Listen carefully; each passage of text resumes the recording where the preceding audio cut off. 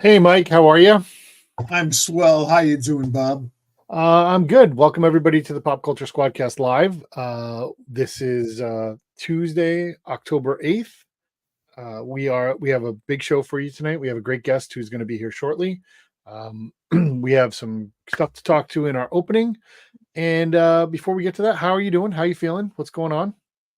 I'm feeling good. Um, the weather has been mostly beautiful, It has been but beautiful up here in the northeast-ish yeah, mid-Atlantic areas. yes. I mean, I don't feel guilty that other folks are going through trauma because we share that at different times of the year. But I am very empathetic towards those who are going through just unbelievable nightmares in the southeastern part of our nation. Yeah, it was the weather down there has been pretty terrible. It's not going to be good starting tomorrow. No. A lot of people are in our thoughts, so everyone stay safe. I And saw some stay home. And if they tell you to leave, leave. yeah, I saw some of our friends saying that they're going to be moving to safer terrain. Some of my family is also there, so we're concerned. We're and they're in our thoughts, but you know, not much else to say about that though. Um, Hopefully everybody comes through, safe and sound. Um, we have some things to talk about in our open. Um, there is, I'm gonna.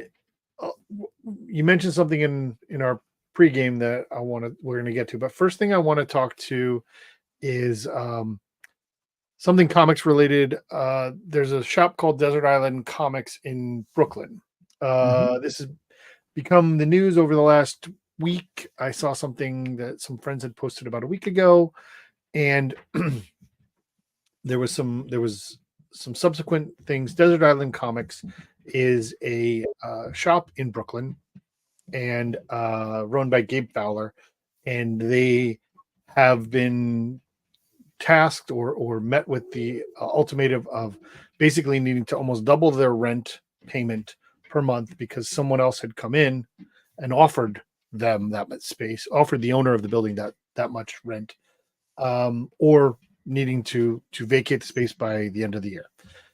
Uh, I think that came out to needing an extra $79,000 over the next 3 years that they could not validate that they would be able to come up with based on their income.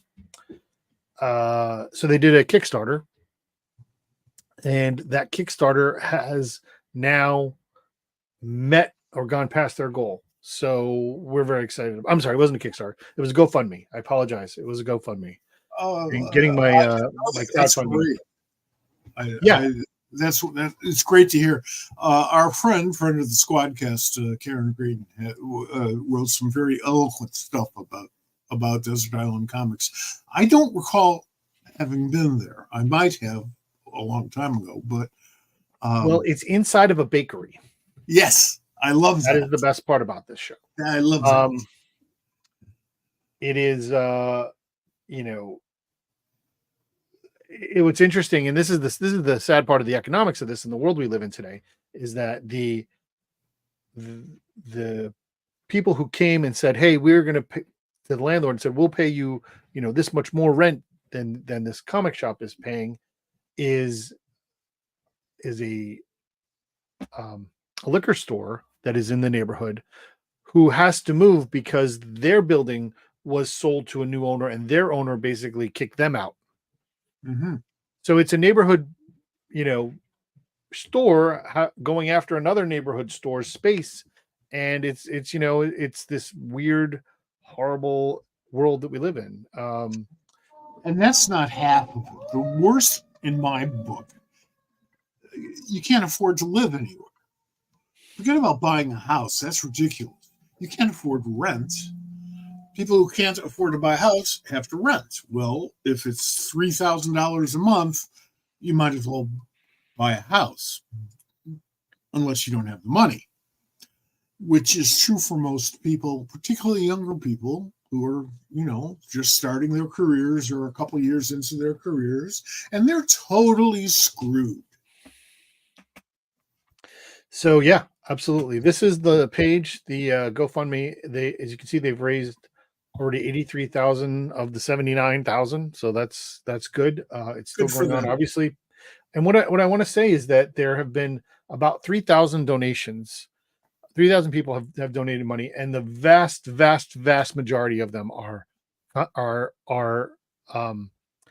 contributions of $50 or less. Right.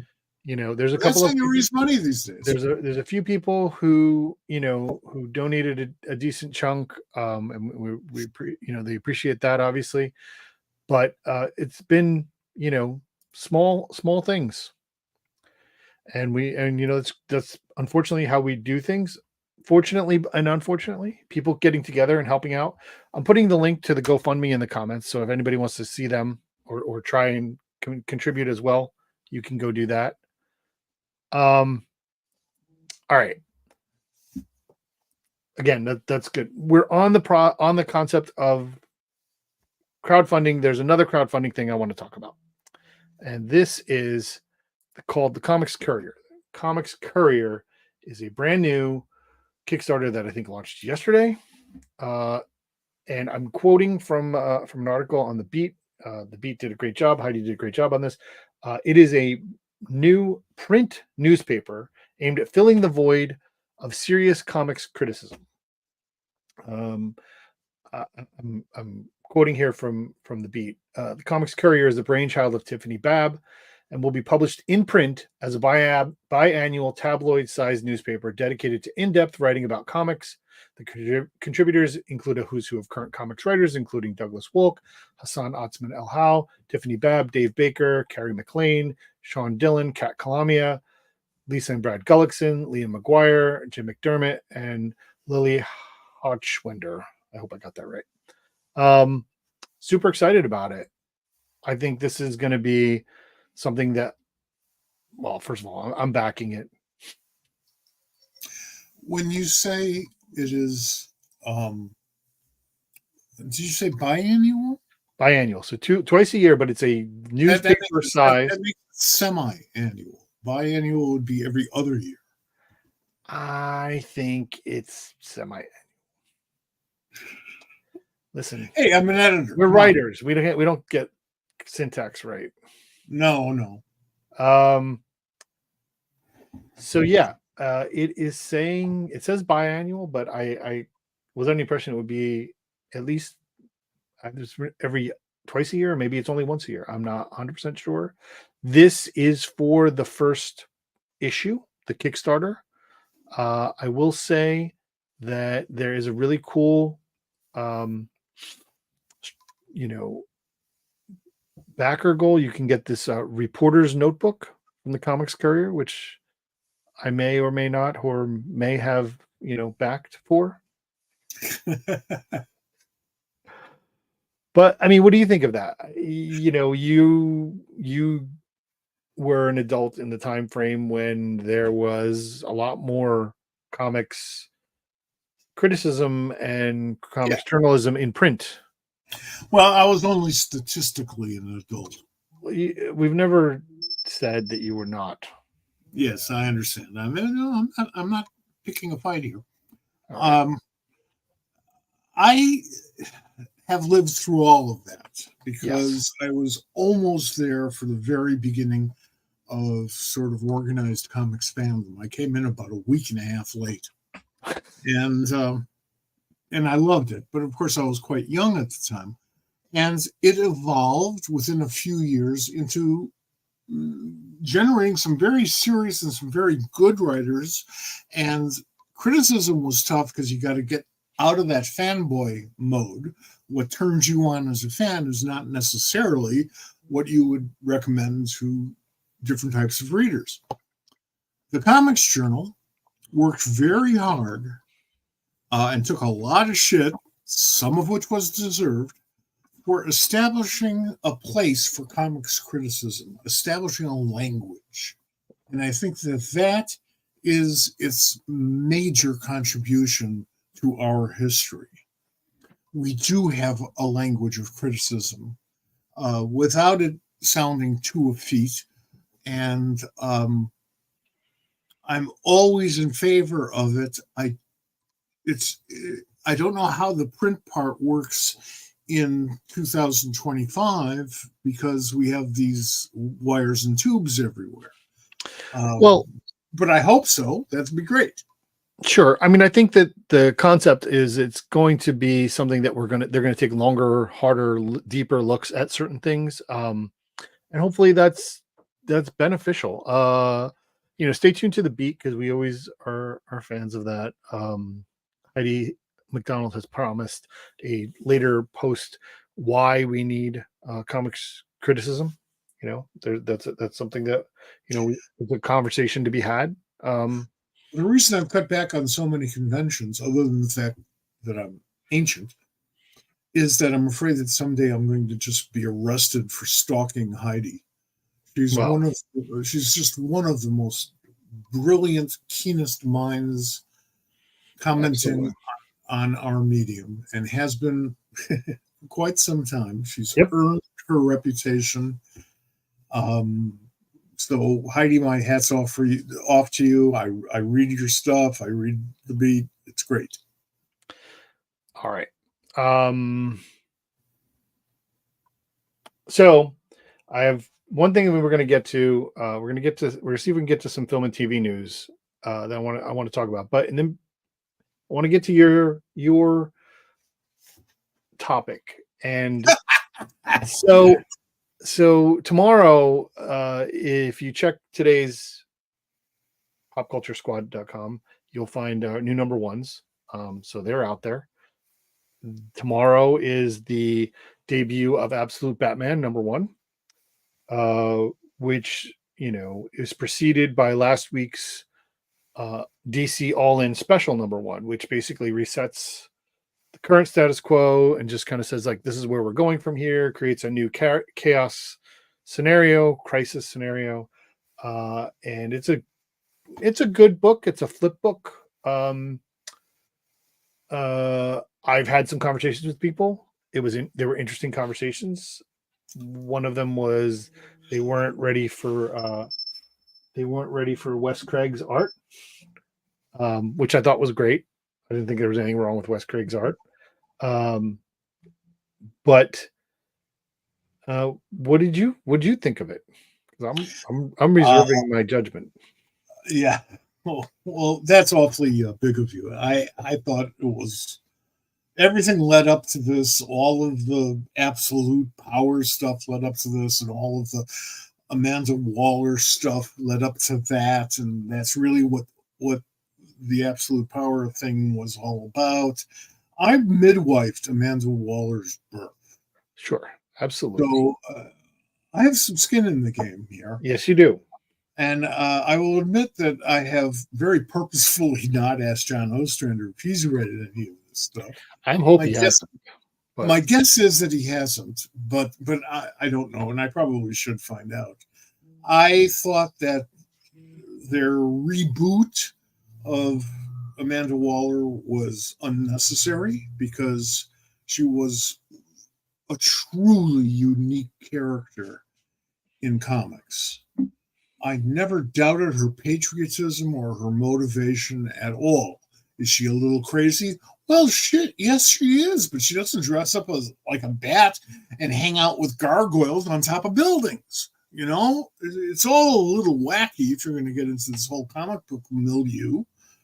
But I didn't see her as a villain. And I think her motivations have always been noble, just not the way we think the world should be. Now they just threw it out and said, oh no, she's our new Dr. Doom. Screw that. That's not her. And all of these different heroes who are who had been depowered and repowered now, and maybe they have different powers. And oh my God, we got Lois Lane back in a cape. Oh, geez.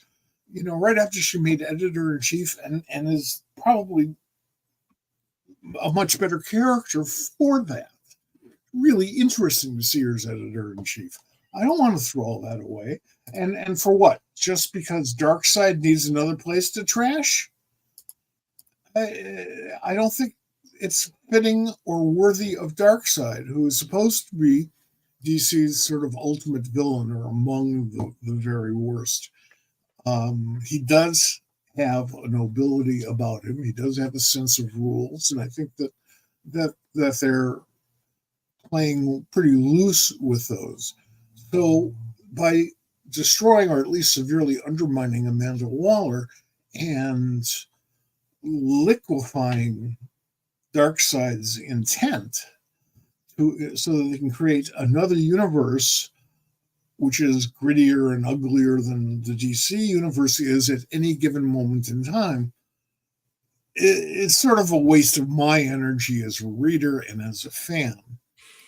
However, it does maintain DC's incredible habit, and it's been going on for 40 years, of hitting that reboot button as fast and as often as they can.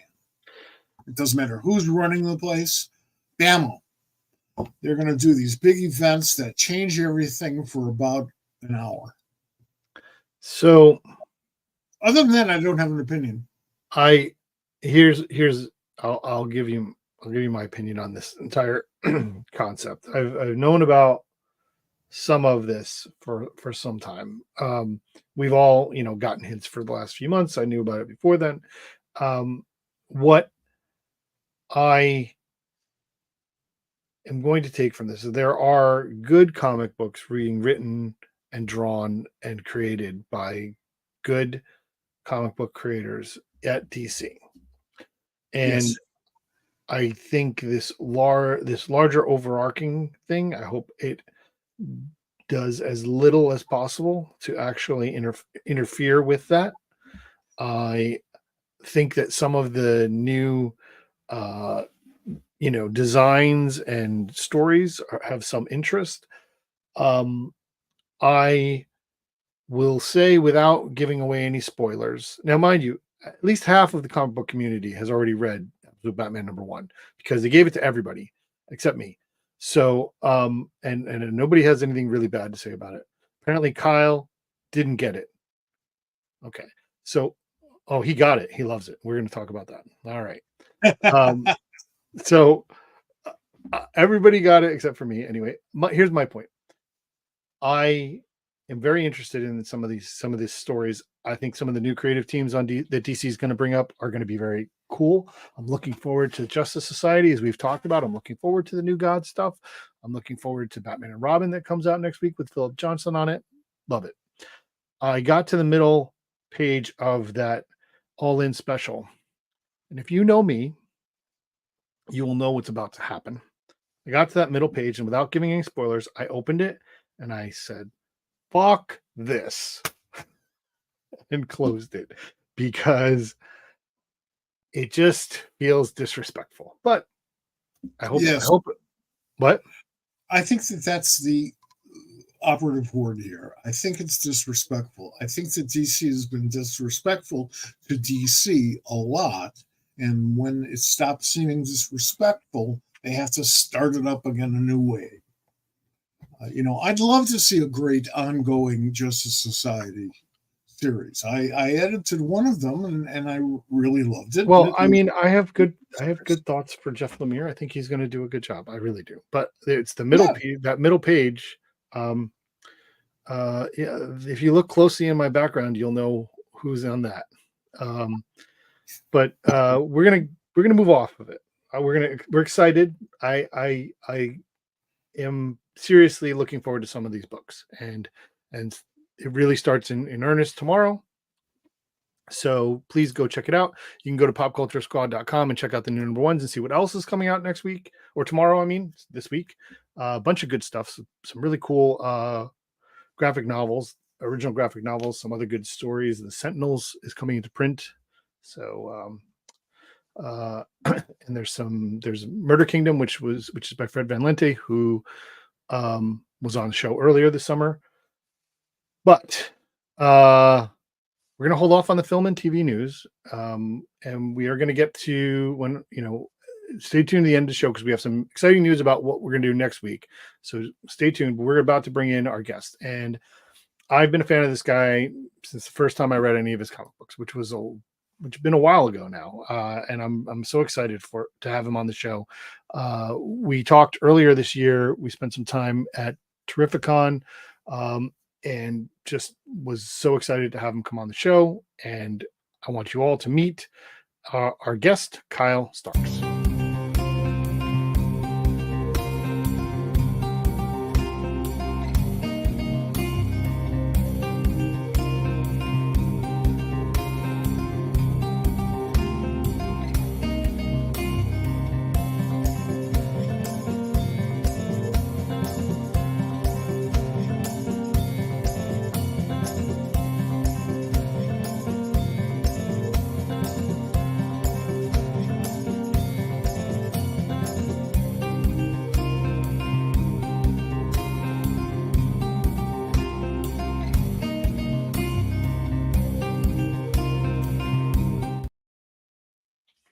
Hey, Kyle.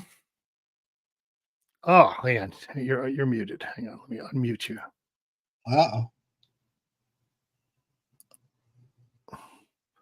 You have to unmute yourself. I did it. Okay, there you go. I wasn't muted. It muted me. I would never. I know. You never mute yourself. I understand. Listen, I have like two questions because I figure that's all I need because we're just gonna go. Because he doesn't stop up. He never stops talking. I know. It's all good. It's an exciting roller coaster. Well, I'm excited to be here. I really appreciate you guys bringing me on. We like to talk comics. We like to be brought onto things to talk about comics. So, Mike Gold, Kyle Starks. I don't think you guys have actually met. No, it's nice to meet you. Yeah, it's a pleasure. It is very nice to meet you. Same. It's an honor. Oh my, you're easy. You've been writing and drawing and creating comics 10, 12 years now. How long has it been?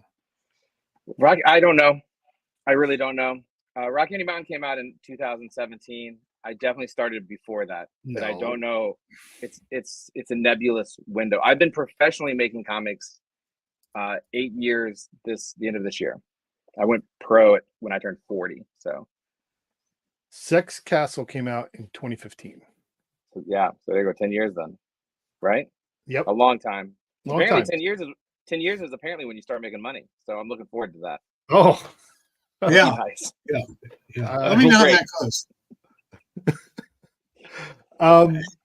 I think that freelancers should be drafted into the role of being a freelancer because you're not going to get any. Yeah, you're not going to get any real money, at least for a very, very long time. So we have to get these people, I think, against their will. How did you get in? If you were drafted, I literally fell into it. I mean, with more or less. This is my origin story. I'll give you my origin story. Like everyone loves it because I tell it fast. It's a short story. Long version short. When I was a kid, I worked at a comic shop. I worked at there was a place that was a movie rental, used books, used music, baseball cards, pornography comic shop. Right. I loved comics. I started working there when I was 14. In the 90s, I kind of fell out of love a little bit with comics, the gritty sort of hard Marvel street. I didn't love it. And I was about to go to college and I was going to be an artist. I was going to be a painter. I was going to be a fine artist. That did not work out. I was working at a gallery and I was like, I can't do this. So I started taking graphic design courses. I got out of it. I didn't read a comic probably for 6 or 7 years. And I got married when I was 28, started having kids. When I was about to have the second kid, I was like, all my free time will be gone forever. I'll never have free time again. And I made a list of things I wanted to do before my second kid was born.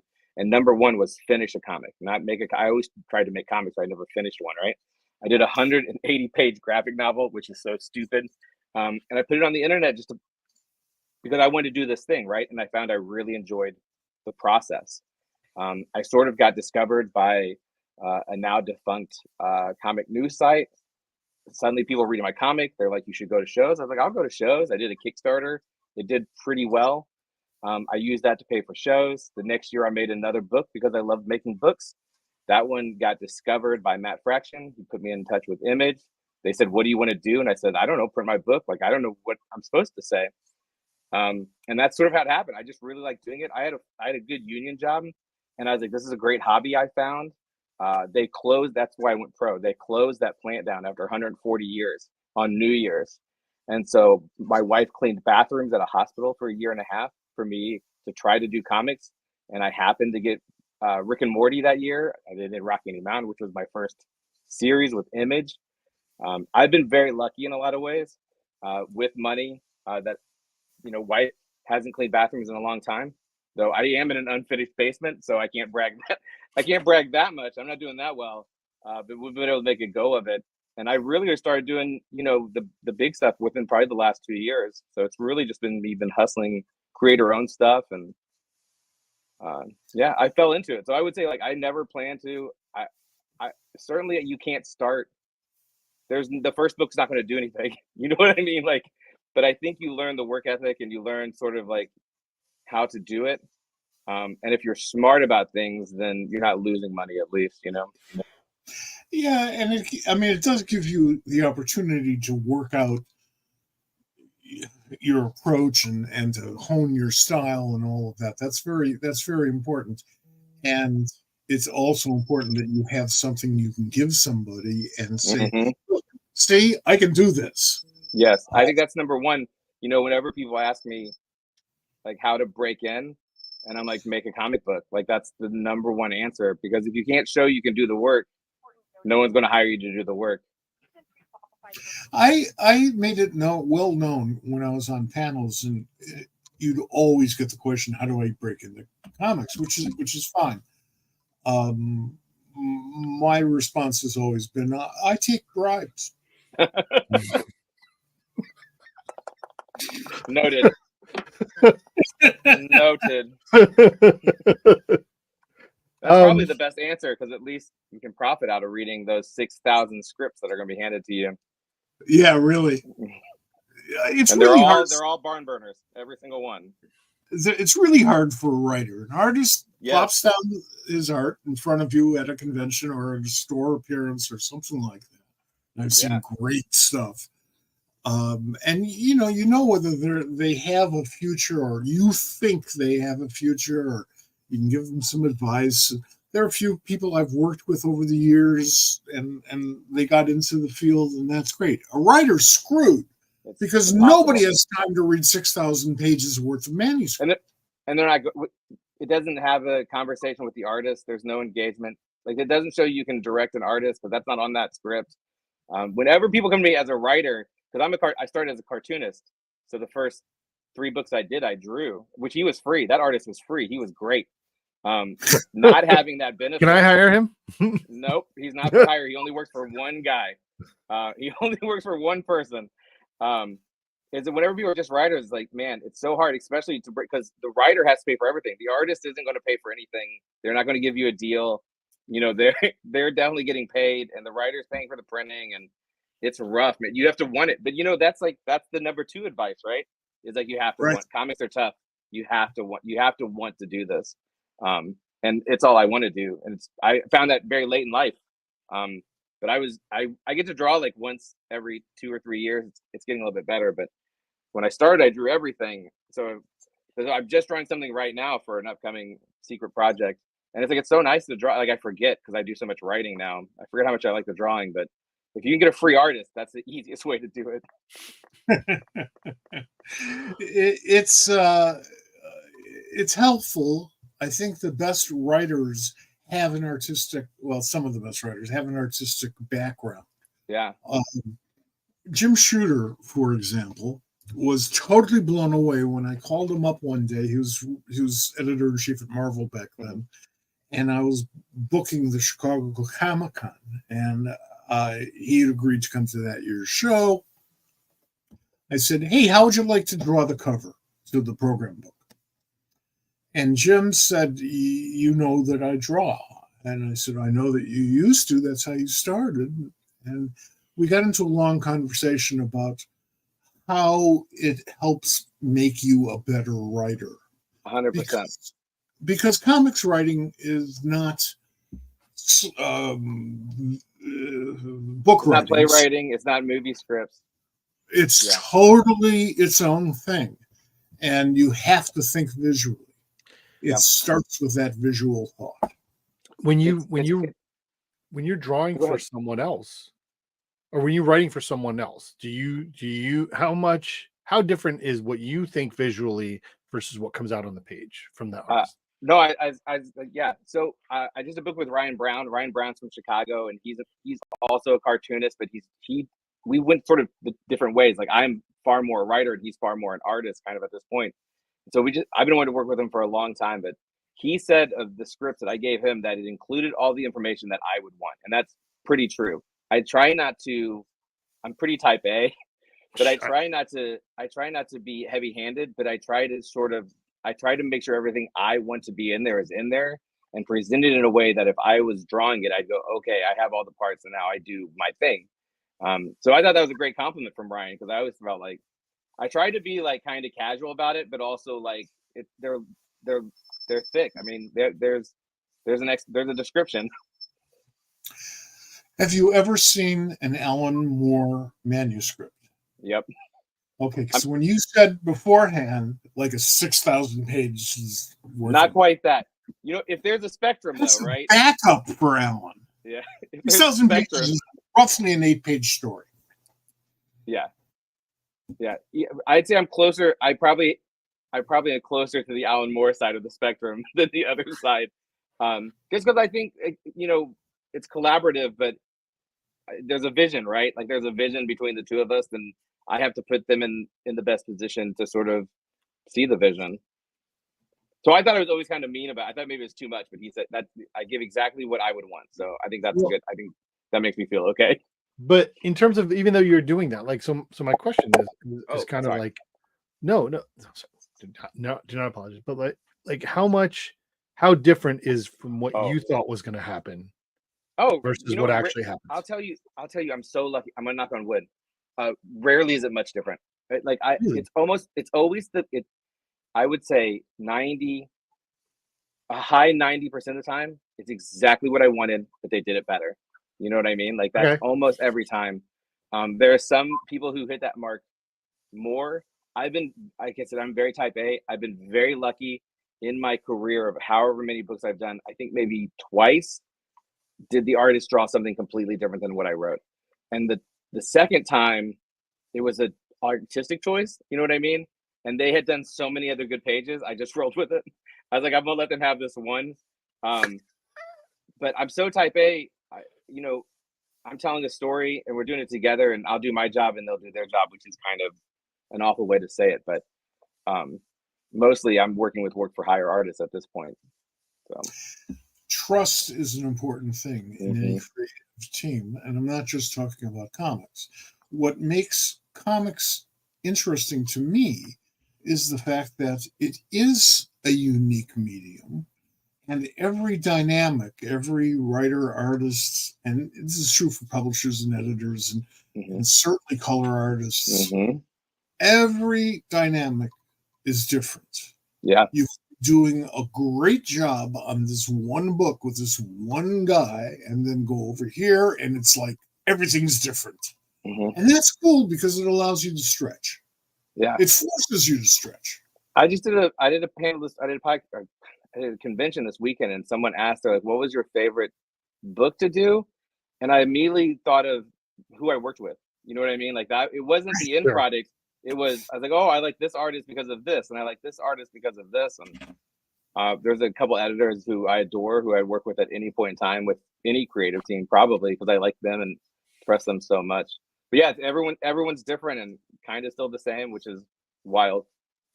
I mean, I know of creative teams that people think of as like, peanut butter and jelly, who hate each other. Yeah. Or who hated each other when they had to work together, and then later found out that they really liked each other. Yeah. Those emotions come out because it's an artistic expression, and you're always going to have some part of you going, "No, that's not the way I see it. Let me explain to you how I see it." And that's code for this you did is it wrong. what I expected. But Yeah, I've not had almost any of those conversations, but it's probably because I put too much information in the script. So, uh, honestly, if with the amount of information I put in, and I work with a lot of foreign artists who are translating, it's probably my fault. You know what I mean? If something's wrong, then I go, I probably failed to describe this, or the translation software failed one of us. But I've been so lucky. I'm going to jinx myself.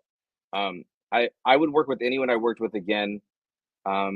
Almost anyone, almost all of them. I'd say 99 out of 100 I'd work with again. So I've been very lucky.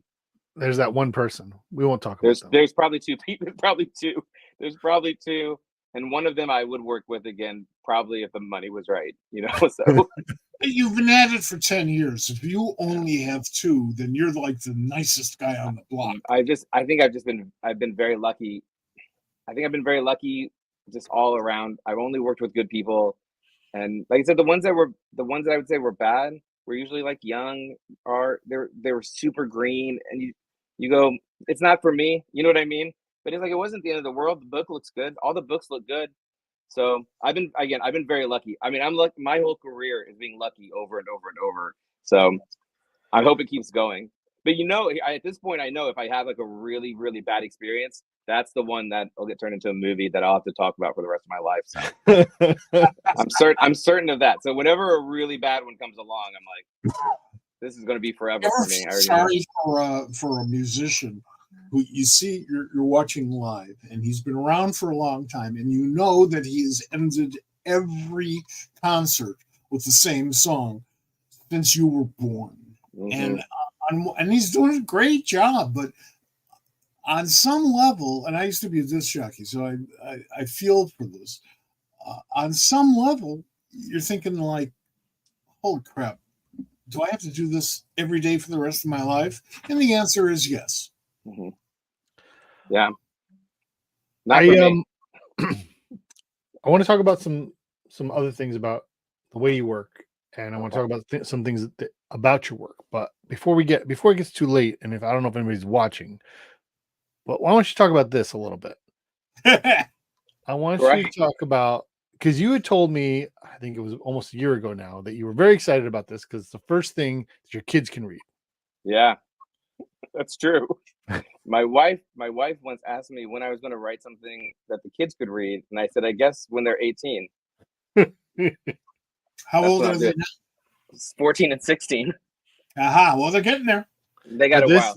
But this is something they could read. What was the genesis behind this? This came out earlier this year, I think, in the spring or summer. Yeah, it was printed this year. Yeah.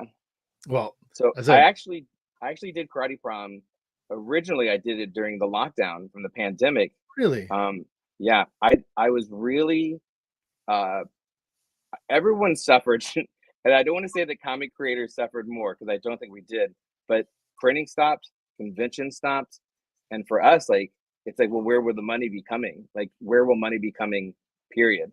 And so it was more stressful for me, and I have, again, 2 children and a wife and too many dogs. But I decided, it was in my head. I was sad. I was like, I'm going to do something for Free Comic Book Day. And so what I decided I was going to do is I was going to do like an 8-page comic, and I'd give it away. Free Comic Book Day.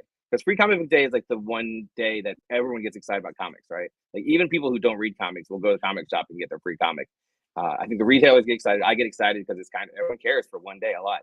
So I was like, I'm going to do a 10-page comic. I'll give it away for free. So I didn't, I'm handling pressure kind of poorly. I put on myself. So I was like, I don't want any pressure. I'll ask Twitter for a title. So I said, Twitter, give me a title, and whichever one wins, whoever gets the most likes, that'll be the title of this book. I'm going to give it away for free on Free Comic Book Day. My best friend, the colorist of this book, and my frequent collaborator, Chris Schweitzer, said Karate Prom. And I'm like, well, that's the greatest title that's ever been said by anyone in the history of anything. I'm going to do Karate Prom. I did 32 pages in 10 days is what I ended up doing, because I was so into it. And it made me so happy because I hadn't drawn anything for probably 2 years, and I forgot how much I loved making comics, rather than writing and doing that whole, bumping off of each other thing. So I did 32 pages. I gave it away. I did pay what you want, but that's giving it away. And I liked it so much, I did 2 more chapters in private. And I was like, I'll figure out what to do with it later. Probably Kickstarter, because I've already done 3 Kickstarters. and then gave those to publishers, and it worked out pretty good for me. And what happened is it was the most PG thing I've written. I say PG-13. It had some curses in it, which for me is amazing because I like curses and I like violence and I like not adults. All this time, Bob, I thought I was doing R books, and I've probably been doing PG-13 my whole career. My kids could probably read everything I've done. Honestly, I think there's some butthole jokes that maybe I would rather they didn't know their dad was saying. All the time, there's some blood, you know. There's a lot of violence. Yeah, there's a lot of violence. So what ended up happening is I ended up talking to Charlie Olson at Inkwell. We went to First Second. So this was 2020. Now 20 came out 20. Can you guys hear my dogs? That's all right. 2020. I think it came out this year, right? It came out 2024. Yeah. Yeah. So that's the origin of Karate Prom. As my dogs will not calm down. My daughter just came back from a date. You know, that's killing me. That's fine. Don't worry about it. We're killing me. So that's the story. So Karate Prom was based off of a prompt to do something nice that brought me the only joy I had during that entire lockdown. Probably mentally saved me in a lot of ways. I love that book. I think that book is pure joy. We just did a New York Public Library chat about that book, and they're like, "Ooh, who do you think this book is for?" Because book market loves the demographic. Oh, it's their favorite. Who's it for? They say. Yes. And I said, I don't know. Anyone who has joy in their heart and sees the words Karate Prom and gets excited, like that's who the book is for. I love it. It makes me happy. You know, I think that's the point. You know what I mean? Like that's the point of me doing this. And that when I read it, I can feel like all those feelings I felt when I made it. So that's great. What I'm getting from this is that a good part of your joy came from the fact that it was essentially, colorist aside, a one-man job, that being you. Yeah, which is how I started. Yeah. And that's where you started. So it's a return to your roots, but you get a chance to look back and go, hey, look how I've progressed. Yeah. And that's it's funny cool. because I think I did Old Head in 20. I think I did it in 2018. And it came out in 20. I can't remember because it was slowed down by the pandemic too. But it's the same thing. It's like every 2 years I draw something, and my wife is always like, she can tell when I get too far away from it. It's like I love telling stories. It's my favorite, but I'm only really, really, really like loving it when I'm drawing it, when I'm writing and drawing at the same time. So I have to do it I'm trying to do it more often. I'm trying to figure out how I can make sure I do it. You know what I mean? Just for the sake of my sanity. Well, how many pages? You said 32 pages in over 10 days. In 10 days. So I'll tell you this. You now get the Jim Aparo Award. Well, here's the thing. Whole career doing 1 page a day, pencils, inks, and lettering. Yeah. Well, here's my secret. I'm not very good at drawing. So it's easy to do it. It's easy to do it fast. When I had that aforementioned job, when they closed that factory, you know, they gave me a severance, but I was working on my 3rd book because I'm like, every year I'll do a new book. I have a job and I'll draw. And I was like, oh, I need to do this Kickstarter fast because now we need money. For that one, I did 90 pages in 30 days to get that done so I could go to Kickstarter. But they were 5x8. They're also smaller. That was 5x8, so they're slightly smaller. But listen, I'll tell you, people go, why don't you do analog? Because every now and then I do someone wants a page two. I was like, I just want to get through it. I just want to get it done and move to the next thing. Like when you draw, it's all digital. Yeah. Mm-hmm. Which is crazy because I've seen you at shows and you do commissions and they are analog and they stress you out. Yeah. A little bit, but like, you know, it just depends on how much I'm drawing, and you know. And I'm not saying that because it's just you. There's you. I don't mean to say that it's bad, but I've seen how obsessive you get over making sure that people who are getting a commission for you are getting, and it's not a light thing that you present to people. I mean, I've seen Walter do a pencil sketch in 15 minutes, and it's wonderful, but it's still just a pencil and ink, you know, thing. Yours are you do a good job for people. Hey, that's very nice. I stress about it, but not as much as I did. But the bigger stressor is how recently I've been drawing. So like right now I'm doing Rico Renzi's Pouchtober, so I'm drawing a lot, which is great. Yeah, please go to his go to Kyle's Instagram or Twitter or Rico's. Yeah, well, Rico's is fine, but go to yours because they're really good too. I mean, like I'm loving the Tober situations that are going Yeah. on, whether it's I always wanted to do one, but never had time for it. But Rico is a friend, and he put characters I liked. He put Wild Dog and GI Robot in it, so I felt Yeah. compelled. I felt compelled that I had to participate. But it's also like when I'm drawing regular. today when I was dark. when I was drawing Karate Prom, I didn't stress commissions. It all depends on how much I'm in. Like he was saying, like Jim, like regressing. You know what I mean? Like I bet when you ask Jim, he's like, it's been 5 years since I've drawn anything. Like it's not going to look good. It's not going to look good when I do your cover. But we keep it a little bit. We keep it a little bit. Yeah, definitely go check that out. I'm loving whether it's that. Just a shout out to Sean McManus has been doing his own Inktober type thing that's been really incredible. So go check that out as well. All right, I want to talk about a different book. Okay. Did I talk about that one good, Bob? You did good. You're doing a great job. Okay, good job. Hey, I like this one. I like this book a lot. Thank you. I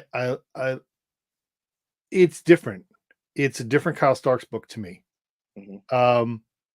I want to know what brought it on, because the difference is the characters are very grounded. It's still crazy as fuck, but it is so much more grounded that I think that's the best word I can use in terms of who these characters are and how real they are.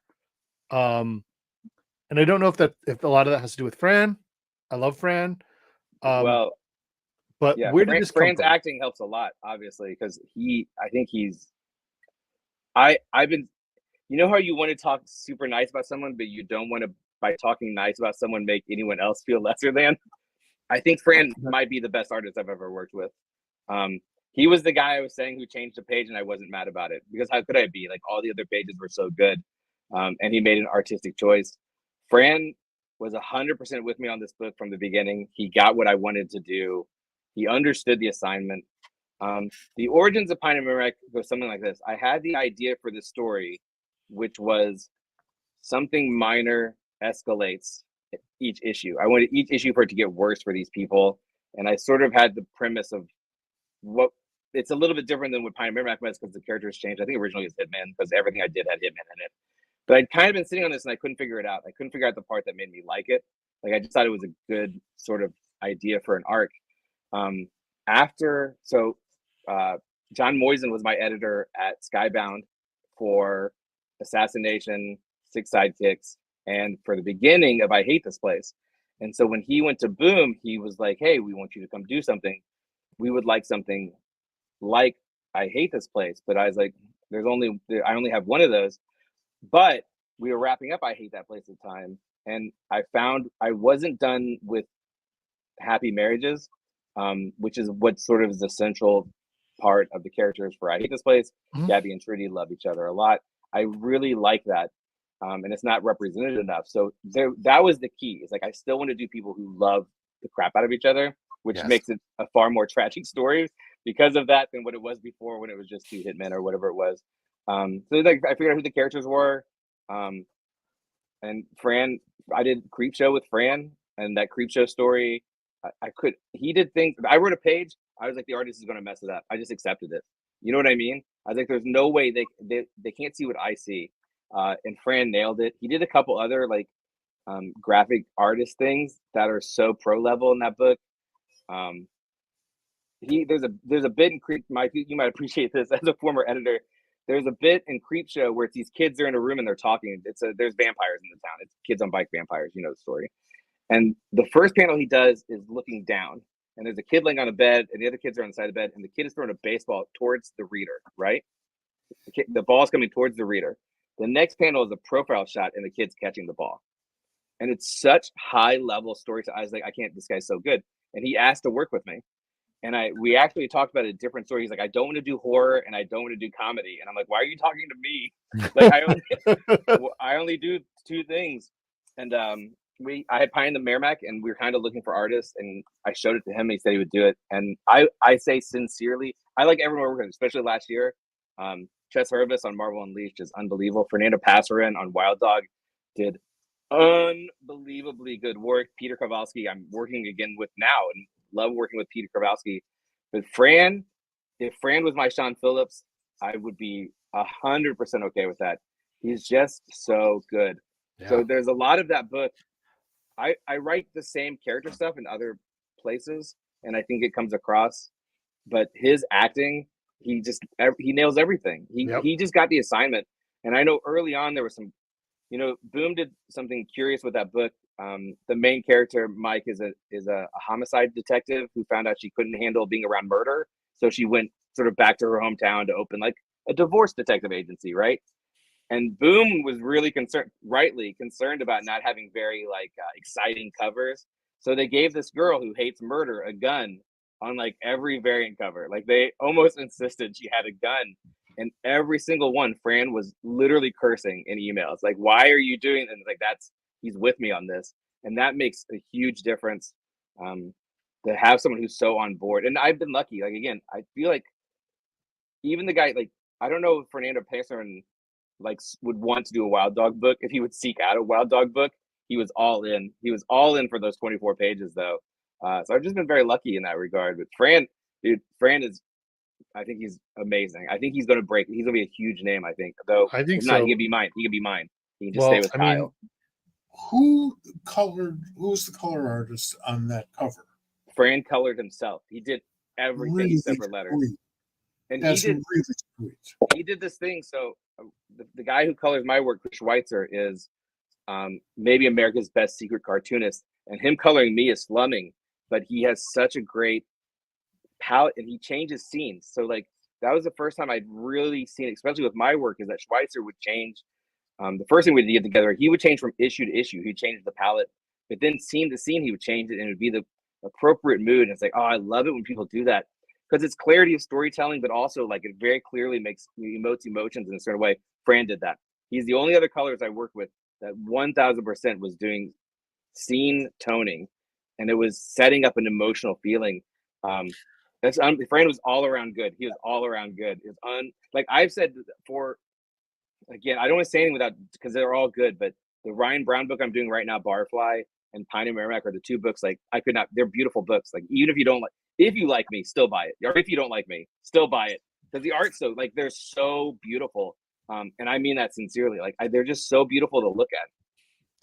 I remember reading issue 1 of this book, and I'm pretty sure I cried. Like it just there is just what I wanted. Sorry, Bob. Bob. They're good. I love that. I love it when there's something that, where I am connecting with people and that there are characters in there. Storytellers, our jobs as storytellers are to evoke emotion. Yeah, I agree 100%. And again, it was a look or a glance, related to whatever was going on in that scene where you just knew there's tragedy coming or there's such love between these characters. I mean, that was one of the things that really hit me. Someone came up to me at Heroes Con with issue 5. There's a flashback of sort of them in the city before they leave and they're in bed. And there's just a bit where they're talking to each other. And this guy he holds up the book and he points to this panel, which is like a third of a panel or a half. And he's like, has this emotion ever been portrayed so well in comics before? And I'm like, I don't know. Like, Fran, it's really good though. Like with the way they look at each other, like you can tell. That's Fran. I'm writing that, right? They love the shit out of each other. And it probably says on that panel, it literally probably says, look, they love the shit out of each other. Like those words, because I'm a professional writer. His acting, he's the best actor. You know what I mean? He's the best of making them emote of anybody I've worked with. I love that. I love that book. I'm really proud of that book. It did everything we wanted it to do. Fran was a joy. Like I said, I would do a book every year with Fran. I'll tell you. You know what? I want to tell you something. And I've read The Roadie, which is the book he wrote. He did, I think, before this with Tim Seeley, which I loved. This is better. He's better here. He's getting better. Yeah, I agree. He gets better every time. I think mid to late 30s. I couldn't tell you. He's Spanish, but it's tough to tell. He's Italian, I think. He was at New York Comic Con last year. Didn't speak a word of English, not a single word. So that was awesome. Pretty fun though. It was going like. It's okay because nobody at the New York show can hear you anyhow. Yeah, I love Fran. Would work with over and over again. I can say that for all of them. Would work with all of them again. Very lucky. But Fran, I say sincerely, if Fran was my Sean Phillips, I'd be here for it. A writer is lucky in that regard. An artist may have enough time to work with a number of different writers, but generally speaking, not at the same time. A writer can work with a number of different artists simultaneously, and I think that you learn not only your craft, but how to handle your craft better with more collaborators. I agree. That's why it took me 10 years to beat Overnight Sensation. I'll tell you for sure, starting out as someone who did literally everything, I mean, you know, doing PR, doing the marketing, doing the printing, doing the lettering, doing the coloring, it made me, and I'm type A, but it made me very, collaborating was the hardest part for me when it reached the point, because I knew if I started getting work, it wouldn't be for my art, it would always be for my writing. And to try to still get the story I wanted to, I don't like editors, you know what I mean? Like I was always very combative and resistant. So I would say over the last 3 years, like that was the thing I wanted to work on. I was like, I want to be better at collaborating. I want to write stories that they want to draw, and I want to listen to editors and hear what they're actually saying rather than what I think they're saying, and how to get it all sort of in the same ball. And I think I've gotten there. I've gotten better for sure. I'm probably not very lenient still, but I'm better at hearing things and being open to conversations.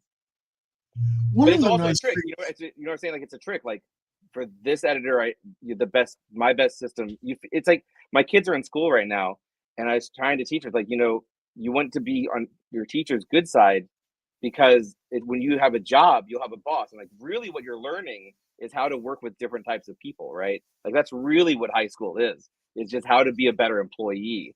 And so it's the same thing. It's like everything is like, okay, now I know the best way to work with Fran. Now I know the best way to work with Peter. Now I know the best way to work with this editor at Dark Horse, right? And more even in this last year, it's okay. Now I know what these PR departments will or won't do. Now I know what this marketing department will or won't. It's trying to get better and better and better. Not just as a storyteller, because I am trying to get better. You know, and seeing your weaknesses, I think is the only way we get better at anything. But I know I was not a good. I wasn't a bad collaborator. No one suffered. No, there weren't fights. But I was like, I know I could be more open to this process, and that's where I am now. Is trying to be more and more open to it. And no one's challenging me, so I don't know. I might not have to worry about it. Maybe they just do what I say, and we're all happy about it. I've had wonderful experiences with creative teams that hated to work with each other. Yeah, I believe it. Somehow they brought out the best in each other. And yeah, I mean, the editor has a hand in that. You know, you're sort of putting a spin on the ball there. But I mean, they really didn't like each other. It's been a while. It's been a while since we've talked about it. So tell them the one. Tell them the biggest. The biggest. A few come to mind immediately. Oh, come on, Denny and Dennis. I would say Denny O'Neil and Neil Adams. I can see that. But, yeah, but that's because Denny was such a wonderful pragmatist, and during the Ali book when they were at the Chicago Art Institute killing time, Neil took them on a tour of the Art Institute. Beautiful, beautiful place, particularly love it. I love it. Yeah, wonderful place, and pointed out what was wrong with absolutely every item. So I can see what that comes down to. But now I'm going to make Denny sound like he was a very contentious guy, and he wasn't, and his work speaks for itself. But the hardest editing experience in terms of working with a collaborative team was the question. Denny O'Neil and Dennis Cowan, both of whom, well, I can't say Denny died, of course, but right before he did, we were in Baltimore, and it was like they were the closest of friends because they weren't working together. Yeah. You know, how interesting. And to walk out of that environment and go, "Yep, that's behind me. You're a good guy." You know, that's great. Yeah, that's good. I'm speculating here, but don't you think like that works for the same reason why when it's not contentious it works, is that like when I'm like, hey, what's, they're like, oh, what if this looked like this, and I go, okay, that's fine, right? But they're both going, it's strong because they're both saying this is what I want, right? And they're both, neither one's going to bend on it. That's what makes it better though, is because they're both right. They were both right, and just the Yes. other one didn't want to admit. So it's like when it goes great, they go, well, I think I'm gonna say the question. I think he should look like this. It should have this cool art that we don't see in other. It's like, well, no, I bet. And he's like, no, we're gonna do this. And you go, oh, what an asshole. But he's right. So like it's the opposite of what like a sort of well-running show. The sort of the end effect is the same as when it's running well, because those guys are just, they know they're right and they're not going to give up on it. Like I think that's great. As part of the editing process, I think a good editor or smart editor will, at when there's two divergent opinions, strongly divergent opinions, it comes down to who's doing what.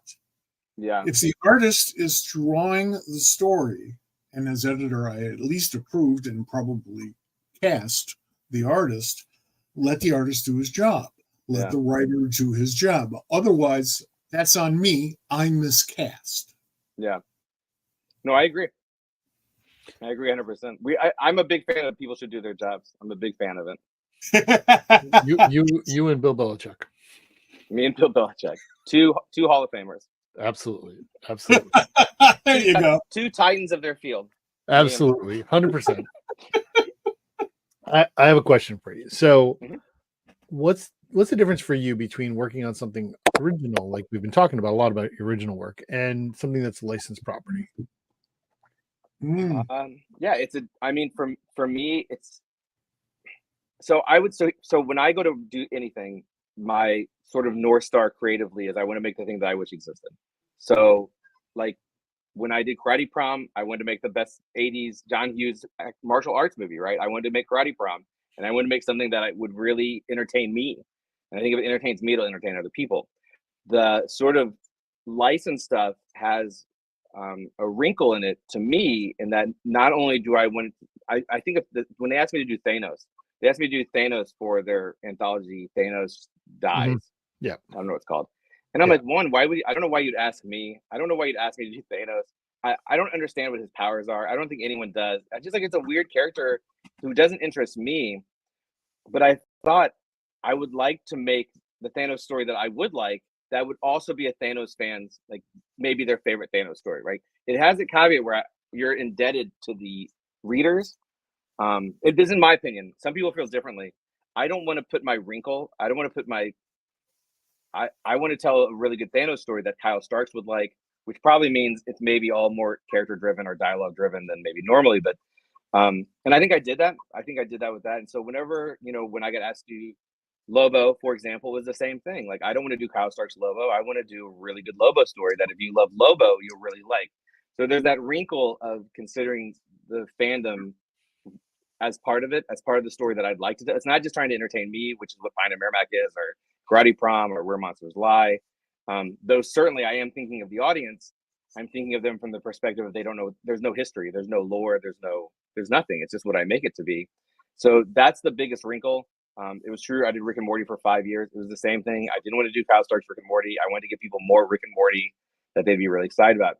So that's 100% where I am with the big two stuff, or even licensed stuff. What little licensed stuff I've done. How about how does Barfly interact with that? Because so Barfly is, so Barfly technically technically own some percentage of it, but Patton and Jordan, when we talked, they said, so I have no reason to need to do this. You know what there's no reason, like I don't need to do it.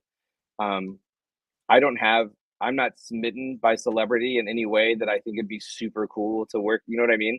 But we had a conversation, and the reason why we had a conversation is that people were asking them on podcasts who they'd like to work with to do future Minor Threat stuff, and they said my name, that's like, I'm smitten by that.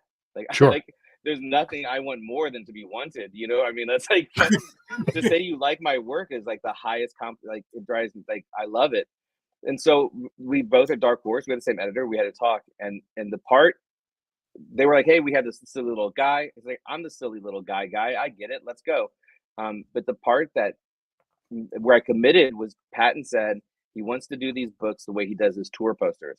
He finds artists he likes and he lets them do the thing that they do because he likes that.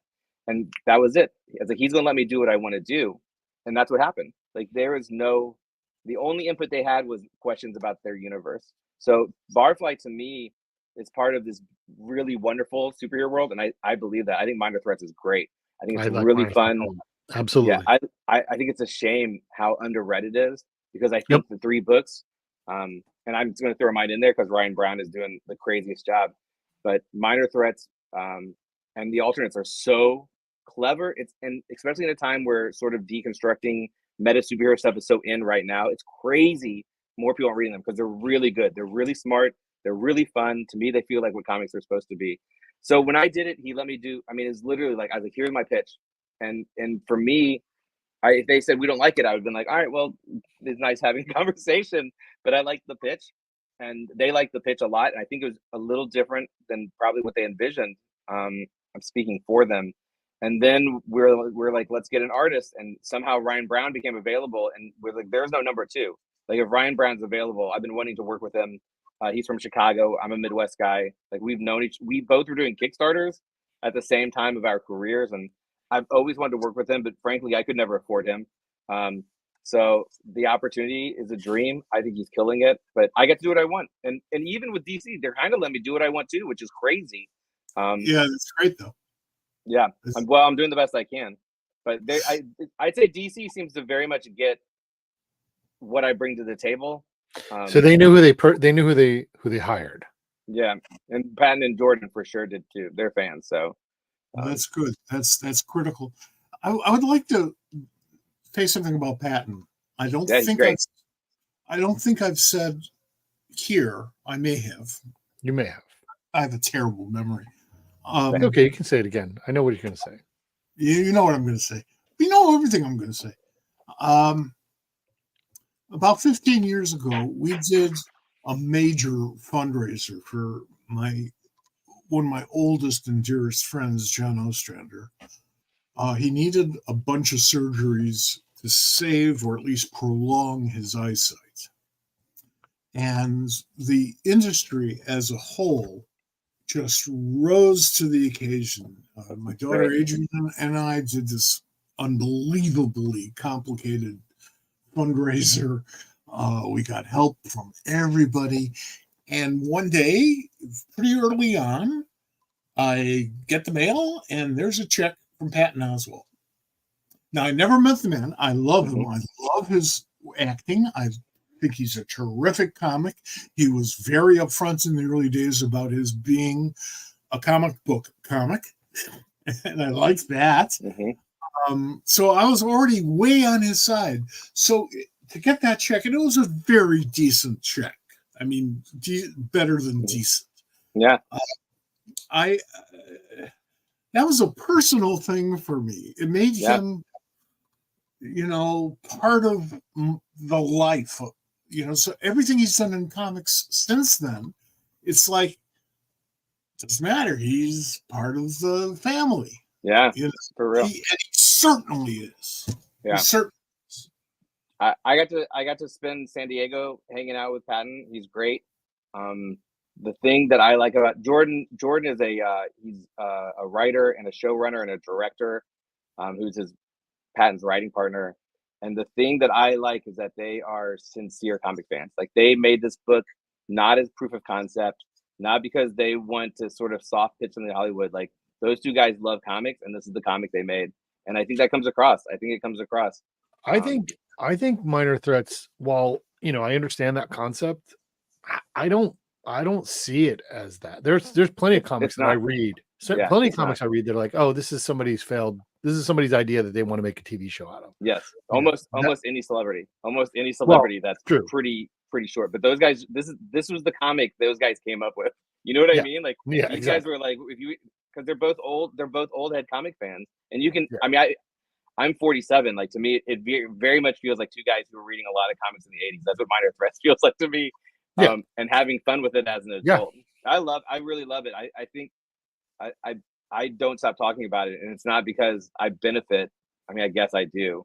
I think it's good though, and I think I one of the things I've been sort of like grousing on a lot is that when I worked at a comic shop, the way that we talked about comics was so different, I think, than the way, and I'm generalizing, the way people talk now. Like I feel like people are critical, or they're talking about, speculative flip cover. Or, it's like, man, we used to be stoked about it and just wanting to get, like, if you like something and I like something and we like this, did you read this? Did you read that? Did you read this? Did you read that? And I feel like there's not enough of did you read this? Did you read that in 2024? I mean, I do that all the time when I walk. I absolutely agree with that. Absolutely. Yeah. The internet has allowed us to open up our asshole file. So and we respond to everything. Bobby said asshole valve. Let him finish. I understand. Listen, we talk about buttholes plenty of time here. We've had Celia and Tony on, and we talk about buttholes all the time. Sure. I think there's a lot of people who do. I think there's people who are enthusiastic, Bob. I say sincerely, I feel like you're someone who's very enthusiastic about comics. I just did a convention. There's this guy who lives in town who's the only person he's the only person who cares about me. But he's so enthusiastic about comics. Like he's like, he'll ask me about other things. You know what I mean? Did you read this? Did you read that? I feel like, comic news journalism, for sure, that I do air quotes. It's mostly just synopsis replaying. I think there could be a lot more. I think the thing we miss is the enthusiasm. And I think a case in point, I think if you look at the manga youth, that's a huge part of it, is did you read this? Did you read that? And that's why that's doing so well, because it has the enthusiasm we had however many years ago, but it's now in bookstores. You know what I mean? Like you can get it anywhere. I mean, that's a good point. When I go to a bookstore and I see, 14-year-old girls lying on the floor in the manga section, reading and talking with each other. It's like, I love it. I love that. Oh God, do I love that. And I actually feel a little pervy. It's like, well, that's a different podcast. So, I mean, I agree with you. Sorry.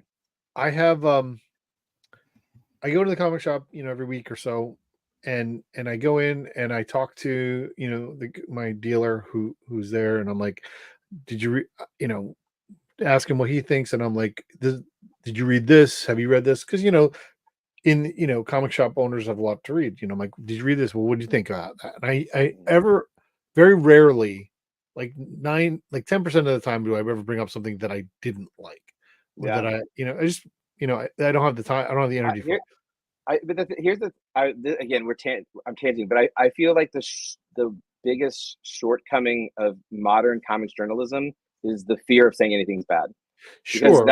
Because what makes Roger Ebert gave thumbs down, and I don't think there's any of that, and I think that hurts for people to know what to buy. Honestly, it's hard. We haven't had a breakout book in how many years? Like 4 or 5 years. Like honestly, like an actual breakout. I think of Sex Criminals, Saga, Southern. Those 3 years, everyone bought those books. You know what I mean? And it's like I don't think there's been. Something is Killing Children did a little bit of that. All right. I mean, it was, but you're right. And here's the thing. There's a couple of things. One, what do you think of Absolute Batman? Oh, I didn't know we were going to tangent into this. Here's what I'm going to say about Absolute Batman. Well, we are tangenting into it because it relates to this, because everybody got it. I got it. And by the way, I thought I was on the special DC, special cool DC guy list that I got. I didn't know that everyone at DC got it, so that kind of hurt a little bit. Everybody got it. My comic shop guy got it. Yeah, good. I mean, that's what they should do. I think that's the best way to give it away. They should give it away. That's the best way to promote something. Here's what I thought about Absolute Batman. I thought it was very interesting, but probably not for me. But on that note, I really liked Absolute Wonder Woman. I thought Absolute Wonder Woman was clever and well done, and I think Kelly Thompson's great. They always get the best artist, which doesn't hurt. But they both was like, the whole thing to me is like, oh, we're doing little twisties, right? We're doing little twisties on beloved characters. I wasn't crazy about the bat. But you know what I did like? Are we doing spoilers? No, we can't spoil stuff that's not out yet. There's there's a character thing in that book that ties him to his rogue gallery. In Absolute Batman. So it comes out tomorrow, so we can't spoil it yet. Yeah. Have you not read it yet? I've not read it. Oh. I'm not on the half of the. Listen, it's like a one page, and you go, oh, I went, oh, that's interesting. As for me, like, oh, you'll be able to tell a bunch of stories down the line in an interesting way. Absolute Batman it wasn't for me. I don't know if I'm not crazy about Batman, though. A good Batman is the best comic that's possible in many ways. But I adored Absolute Wonder Woman. I thought Absolute Wonder Woman was a blast. I thought the twist was really clever. I thought it was interesting. They didn't take anything away from that character. Like, she's still Diana. So I have to say, Absolute Batman. If you like Batman, check it out. If you like if you don't get the Absolute Wonder Woman, no matter what, get number one. I thought it was really good. I really like Kelly Thompson, though. I'm really biased to Kelly Thompson. I really like Kelly Thompson. You'll like Absolute Wonder Woman. I think you'll really like it. I really like Kelly. It's Thompson. Her little twist is so clever in it. It's just a really clever. It's so minor. I'm here for it. See, the enthusiasm that you're expressing right now. I know. I'm excited about that. Sells comic books. I think so too. There are people who are watching this going, "Wow, I should check that out." You should get Absolute Wonder Woman for sure. If you're here's the thing. This is what you don't know. What you don't know is that Mike has he took a I don't think this Wonder Woman is for me attitude about this one, and I think you're warming him over that he's going to approach it a little differently. Well, I mean, I'm going to try them all out. As we said at the top of the show, of this particular broadcast, I don't like how they backed into this. I don't know the sort of inside baseball of that. The way it was told to me is that, oh, Kyle, what was the Marvel version of this, Bob, that I'm blanking on? With Bagley, Spider-Man, the Ultimate Universe. Ultimate. That my thing is like, it's just Ultimate DC. That's my understanding of it. And I go, sure, why not? Why didn't they do that 10 years ago? I will live that way in it. I'm fine with that. Yeah. I don't know the inside. So to me, they're not rebooting. I know you said, I think, are they? I don't know. I don't think they are. I think it's just another multiverse, right? The problem is when I was originally presented to me, and this is my, and we're talking about how it feels. When it was originally presented, it was going to be the ultimate universe at DC. We're going to call it the Absolute Universe, right? And it's going to be, they're going to create characters Snyderverse to me, as far as I'm concerned. Yeah. Anyway, Scott Snyderverse, not Zack Snyderverse. Yeah, well, one or the other. So the problem that I have is that the introduction of it is very different from when the Ultimate Universe was introduced. Yeah. And I don't know anything about that. It didn't exist. So there's in the All-In special, which kicks it all off. Yeah. These two universes are connected. Yeah. Okay. And I don't want that. So I'll tell you from reading the 2 issues, I don't see how. Okay. From reading that's fine if it's going to be a long push. Let it go. If from reading those 2 issues, I didn't know that there was something before it. I just thought they were starting these new. That's how it reads. Like, that's how they read. They don't reference anything that's not in those books. So I mean, I don't know. I can only speak. If someone, I'm gonna tell you right now, if they were like, you want to read what it's called, like the All-In. It's called the All-In special. Yeah, I have no interest in that. If they said that to me, I'd be like, I don't think I need to read that. I do love Amanda Waller though, but apparently bad stuff's happening. So now I'm all out. I'm all out of this. I don't want to read. Well, that was the absolute power thing. So they sent me those 2 issues. They felt like I said, they felt like Ultimate Batman #1, Ultimate Wonder Woman #1 to me. Yeah, that's fine, and I hope that's good. Like I said, I hope they do with all of them. It's a good story. Yeah, and we all can't read everything that is being published. So these types of conversations are really critical for people who love the art the art form, because we can't sample it all. Yeah, you can't read everything. Well, I think 35 books. Listen, my advice is you should read Absolute Wonder Woman #1, especially if you read any other Kelly Thompson and liked it even remotely. I think they're great. But here's what I say: the twist. Like I read the Absolute Batman, and I'm not sure what the twist was 100%. It's just like, oh, it's different. But the Wonder Woman, it's very clear and it's laid out, and I thought it was very clever from a storyteller perspective. And I don't think it's something that as a fan of Wonder Woman, you'd be like, oh, I don't like that. I was like, man, it's really smart. It's really cool. But I will say the Absolute Batman sort of insinuates or sets up a thing that changes. It's completely different, right? So it's completely different. But in a way, I go, oh, that's interesting how they can use this for the future. And I think it's like literally like a panel in that book. They're like, oh, that's interesting. Absolutely, it's Batman. It's Batman stuff. Batman and Wonder Woman. Well, So I think DC will be very happy with you today. Who will? DC. DC? Maybe they let me do another Lobo. Where you at, DC? They like me. Well, so here's talking about. So now we're talking about journalism and media and stuff like that. Like so if there's this concept, like, okay, you got this book, someone was given, you can read this early, and we want your opinion, and you say whatever book XYZ, it really didn't do it for me. It was not that good. I didn't like it because of this or this or this, and you go deeply into it. Yeah. Do you think in today's world for me, that's not DC would give you another one? Well, so here's an interesting. So I think that's the nature of why most journalism is just reprinting previews, are always saying it's great. It's always a 9. It's always a 9.5. I think some of that is that fear, but sure, that's not journalism at all. That's the opposite. The opposite of like journalism is literally giving an unbiased reporting, right? So, like, but you have to give thumbs down. I will say the site that discovered me, who is now defunct, they upset DC because during one of their events they were only killing off women and minorities, and they called them out on it every time it happened. And DC said, "Well, then we won't give you free copies anymore." And they said, "Well, I guess we won't cover DC anymore." Was that Newsarama? It was not Newsarama. They discovered many people. Is a great site. It no longer exists. I don't know if it's all great, but during a time it was the best around. But that's legit. You know what I mean? And I remember, like, here's a weekly roundup, and I remember there was an issue of the Atom, and they're like, not great, like not super good. You could probably pass. And the thing is, like, if you like Atom, you're gonna buy it anyway.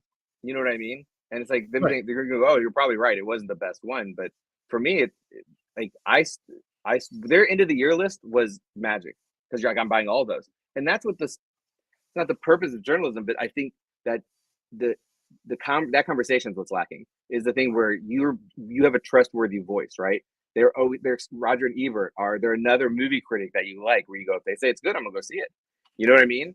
And sure. I think that we lack that. And there's all these variables. This is such a I'm in therapy because of this. Like there's book talk, there's manga talk. We don't have a comic talk that has any real significant value. Like book talk can put someone top of Amazon in one day. You know what I mean? There's comic talk. I know, but there's not like that. You know what I'm saying? I'm not saying it doesn't exist, but I'm saying it's not like that. I know for Dark Horse, they were like, oh, we have a really great influencer that's going to talk about the book. And I'm like, oh, I'm sorry. I think we need more influencers. They had something like 4,000 followers. So it's not the same. It's not the same viral. It's not a book moving powerhouse. It's not a conversation making powerhouse. And I think also some of that is comics are so fragmented, Bob. Like there's one comic guy who wants to talk about speculation, right? He only wants to talk about what's going to have future value. And then there's the guy who honestly only wants to talk about DC stuff. That's all they want to talk about is DC stuff, right? And they're biased. You go, oh, well, they're biased by the DC stuff. Like they love Batman every time. Of course they do. I think that fragmentation also sort of hurts. So we can find niches. We can find our niches, which is nice. Which is nice if you just want to be in your niche. But you know what? I'm in an unfinished basement, my guys. Like, what do I know? But I just think about what has changed since I think Saga was 2018. In the last 5-6 years, in that we lost that, where there was I was like, this year I was like, it's gonna be Beneath the Trees. Everyone's gonna be talking about it. They have to be, and it's like, not really, right? Which is crazy, because Beneath the Trees is so good. I think it was good. It was really good. But no. So it's just the way we converse about things, I think, has changed. And I think some of that is just how we talk about. I think it's how we talk about things, maybe more than like, are you scared to upset D? I don't know. I don't know why anyone does anything they do. I'm happy when anyone even mentions it's coming out, because sometimes the publishers don't do that. So sometimes that synopsis preview is all I want. Like, thank you so much for mentioning it. I would like to point out, we've been talking about journalism and reviewing and criticism. Both Roger Ebert and Gene Siskel were comics fans. Oh, I didn't know that. Roger was more so, and he was also I used to hang out with him. an old school science fiction fan as well. I can see that. So you can get into long conversations with him. I wish we had him now so we could do that, because I could have gotten him on our show. But Siskel actually had 3 full collections of Conan comics. Yeah, that's awesome. Yeah, that's not just like a comics fan, a guy who reads comics and is into movies and stuff, but both started out as trained journalists. Yeah, of and course. They brought that journalism education to their movie criticism and to their TV show, which, by the way, was co-created by another comic fan. I didn't know that. Yeah, Elliot Wald was head writer for a while for Saturday Night Live. He and I were radio partners, and we worked on the Chicago Seed together and on radio. Amazing. See, this is how this goes. This is my life. This is every week. Last week we were talking about big time. Just getting big time by Mike all the time. Last week we're talking about the one time, he hung out with Chris Christopherson and had a great conversation. I bet everyone who hung out with Chris Christopherson had a great conversation, though. I think that must be true, because the one that Bob was talking about, that happened like in 1969. Oh. And that was when all the parties were like just people sitting in a big circle passing joints around. Sure. And that led to some very deep conversations. Oh, it was a perfect atmosphere for a guy like Chris Christopherson. I believe it. It was his room. Yeah, I believe it. I can see that 100%. That's so interesting. Yeah. All right, so we let's segue away from this just a little bit. Yeah, because I'm in therapy. I'm in therapy because of this. I understand. So speaking of letting you know it's coming out, when it's coming out, what is this? What is this? Those Not Afraid is not my next newest book, but it's the next freshest book, I guess. Comes out early January next year. See, I know when it comes out. Yeah.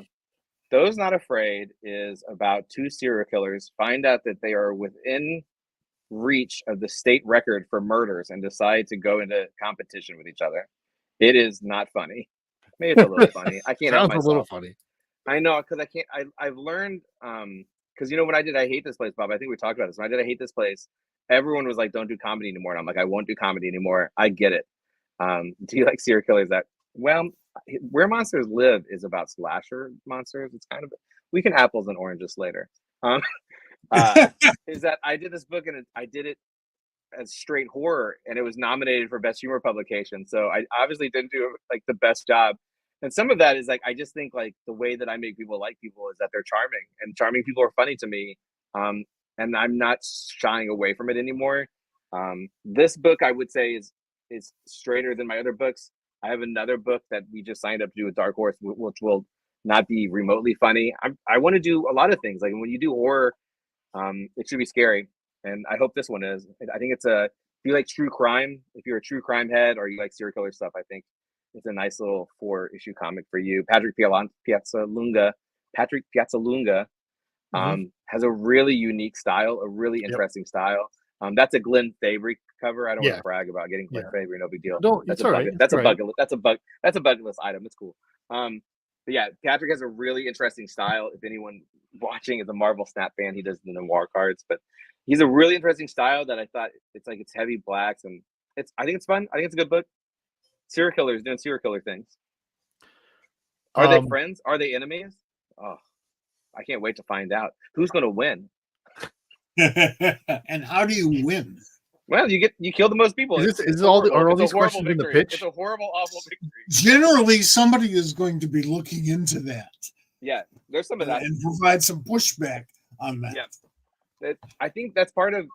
I try to do a different genre. I'm trying to do a different genre, but I'm trying to find the story that interests me, and so I don't really interest at this stage in telling similar stories. You know what I mean? And I like true crime stuff, and I've done horror stuff, and horror is genreless. I mean, there's so many different ways to go at it, but true crime has, to me, like sort of a very specific feel. And so that's what this book was me trying to sort of like recreate sort of a true crime documentary, but you see it by the people on the other, the people are doing it, right? Like you're following that, and I think serial killers are fascinating, and not in a good way. I think it's awful. If I read enough of it, I get really sick and I have to stop. And I think there's also something about just sort of the timeline from sort of the 70s to now, and how there's so much less now, but maybe there isn't. All that stuff's very interesting to me. So this was sort of my love letter to serial killers. Oh no, the FBI just tagged me in something. I shouldn't have said that out loud. But yeah, this is my love letters to serial killers book. I think serial killers are interesting. They're awful. But I think that's also what's interesting about them, right? So, well, I mean, our popular culture is full of mostly true stories about serial killers. Mm-hmm. You know, I mean, yeah, there's some legend stuff that's attached to it, but we're fascinated by these people.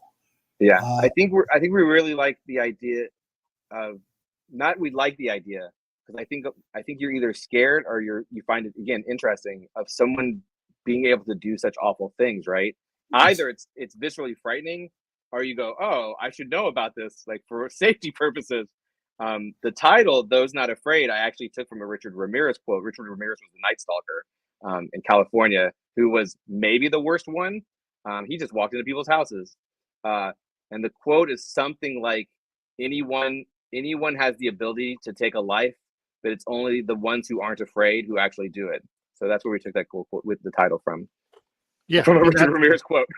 I mean, that's the point you're getting at. I think, like, you're either terrified by it, or you want to know, like there's a part about the terror of, hey, that person is the same species as me. How can they do this thing? Yeah, that is so horrible. That's simple, because you're not a sociopath. Sure. Well, that's a part. Best of my knowledge. I know some comic sociopaths. We don't need to name names. We'll talk about privately. I'll tell you who to keep an eye on when this is over. I know. I have a list. I have a few ideas. Yeah. we're all too far into this business. We're all too far into this business. Yeah. So that comes out next year. Am I pitching? Lobo just came out last week. I'm super stoked about Lobo. Next week, I think Barfly number 3 comes out, and I think also We're Monsters Live Volume 2 starts, which I'm super stoked about, because I really love the first volume so much. That's another spooky, but that's a fun spooky. It's a silly spooky. So I kind of want to talk about one other thing. Kind of go back in the past a little bit, and this was I got all the time in the world. No, this is where I really you hit my radar in a big way. Oh, sure. I really love this book. Thank you. So it's Assassination, you and Eric Henderson. Mm-hmm. This is crazy. This book is full on batshit crazy. What was that type of collaboration? Because this is, they really handled doing the crazy antics of what needed to happen in this book. So I'd love to see more of it. Just tell Erica. So I met Erica at my first show, which was HeroesCon. We sent it together. She had prints. I had a Kickstarted book that, you know what I mean? We hit it off. We became really good friends. The next year, I think this is right. I'm so bad at time. The next year, I think I was doing Sex Castle as a Kickstarter.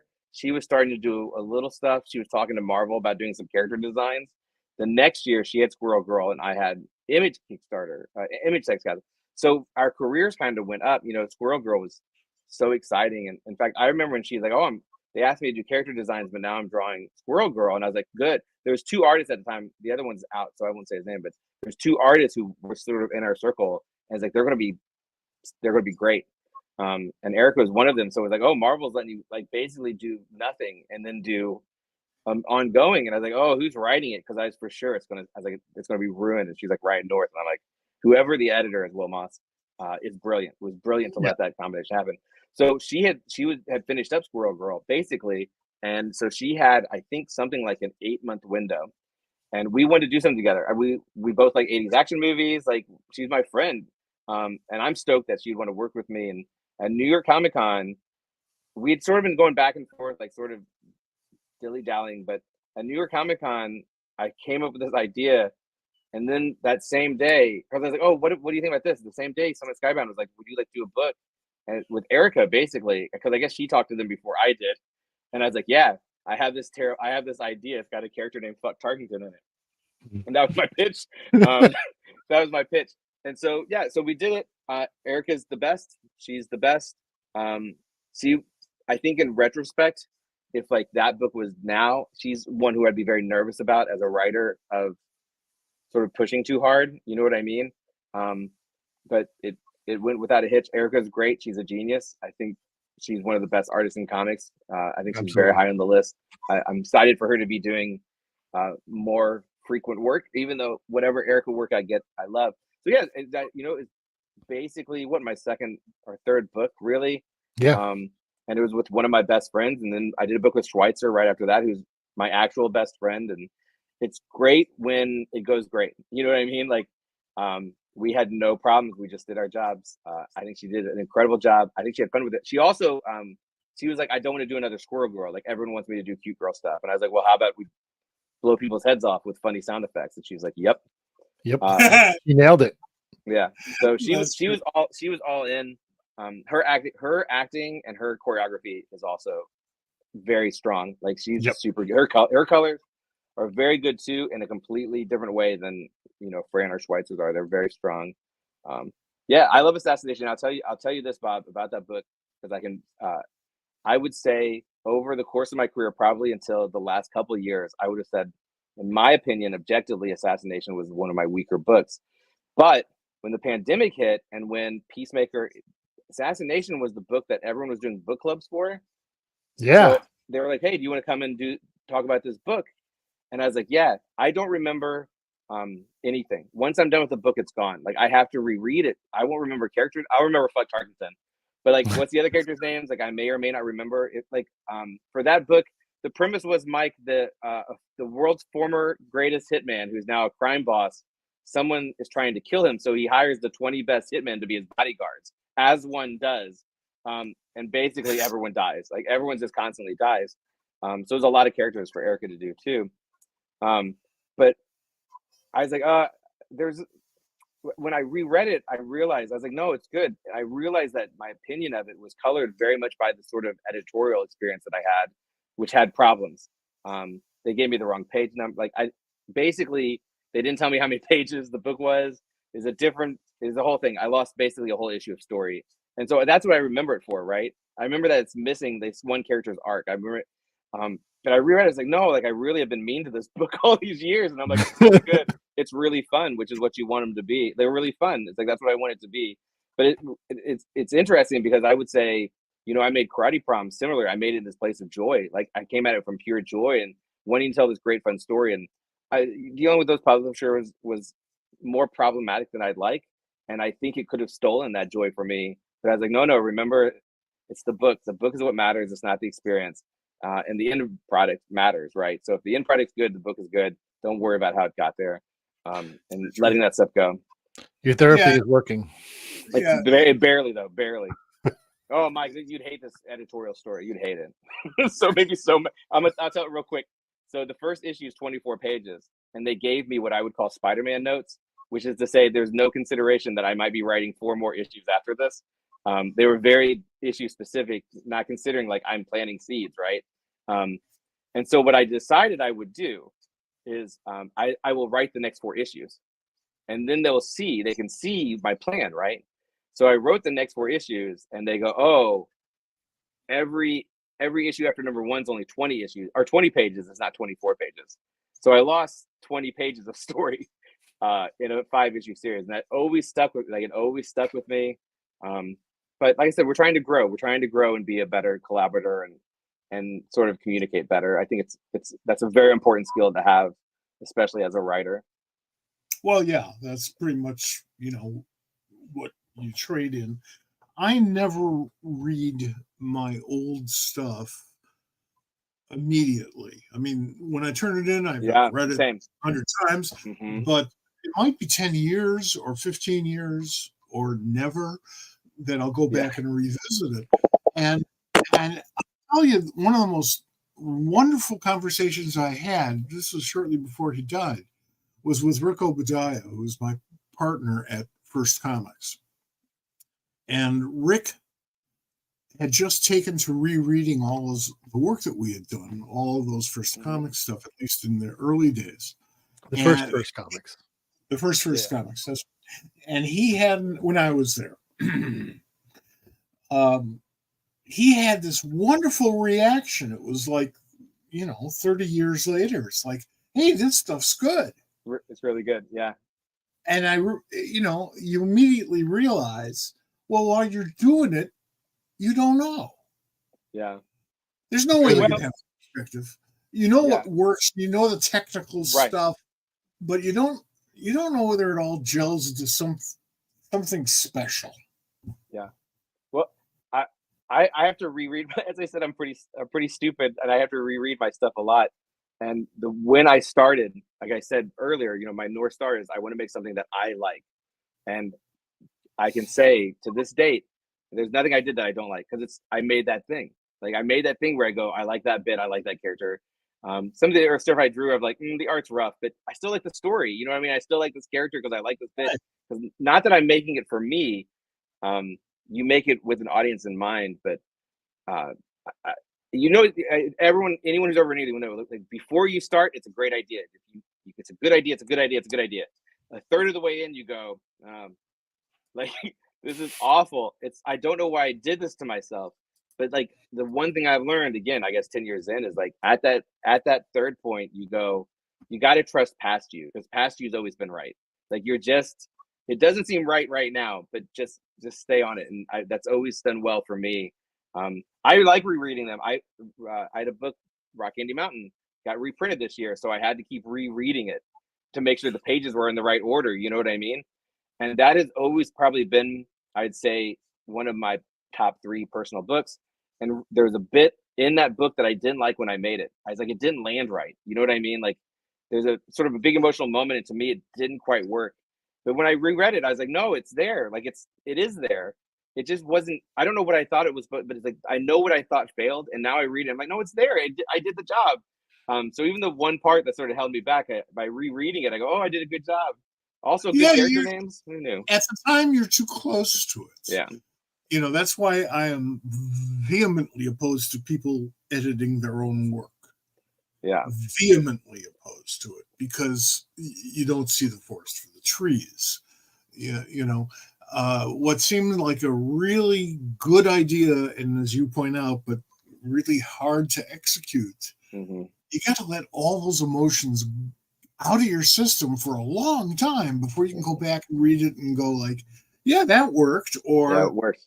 You'll learn from it. Yeah. I think for me, it's always. No, go ahead. I'm sorry. What we always go through is the feeling like, wow, I didn't know this at the time. I could have done this better, but this worked. Yeah. And you can always do everything better. Better. And it worked isn't the goal, but it's the hurdle. Oh, that's interesting. I like that. I feel, for me, I think, in everything, if you're an important skill to have is self-awareness, but it's to be objective about it. Like, I could rank them. You know what I mean? Like, I could rank my children and my dogs too. The children would not like it. The dogs do very well in that scoring system. But I think if you're objective, you can go, this didn't work, that didn't work. I know what I should have done. That's how you get better, is that you have to look at it and be like, but again, my goal is to be like, let me make a story and tell a story that I will enjoy. So even when I'm doing that, I go, well, at least it was fun. Like, this character thing could have been better, or maybe the next one I want to do more characters and I need to be ready for that, or I want to do fewer characters, or I think being objective is especially for an editor, Jesus, it's like your whole job, right? Being objective as on the creative side is very important to getting better. I don't know if it helps you in the moment, but I think by looking, you go, all right, here's where this is where I didn't quite do what I wanted to do. And like, that's how you get better. And I just want to get better. Every book I want to get better. I'm trying really hard, guys. I'm trying You're doing really a great hard. job. You are. Listen, do not. You look don't at worry about that. the three guys who, in the last part of their career, just devoted themselves to doing graphic novels that came from their heart. That's Will Eisner and Joe Kubert, and now Jules Pfeiffer, who's in his mid-90s. And these works, by and large, are terrific. They're some of the best work that those three of our greatest cartoonists had ever produced.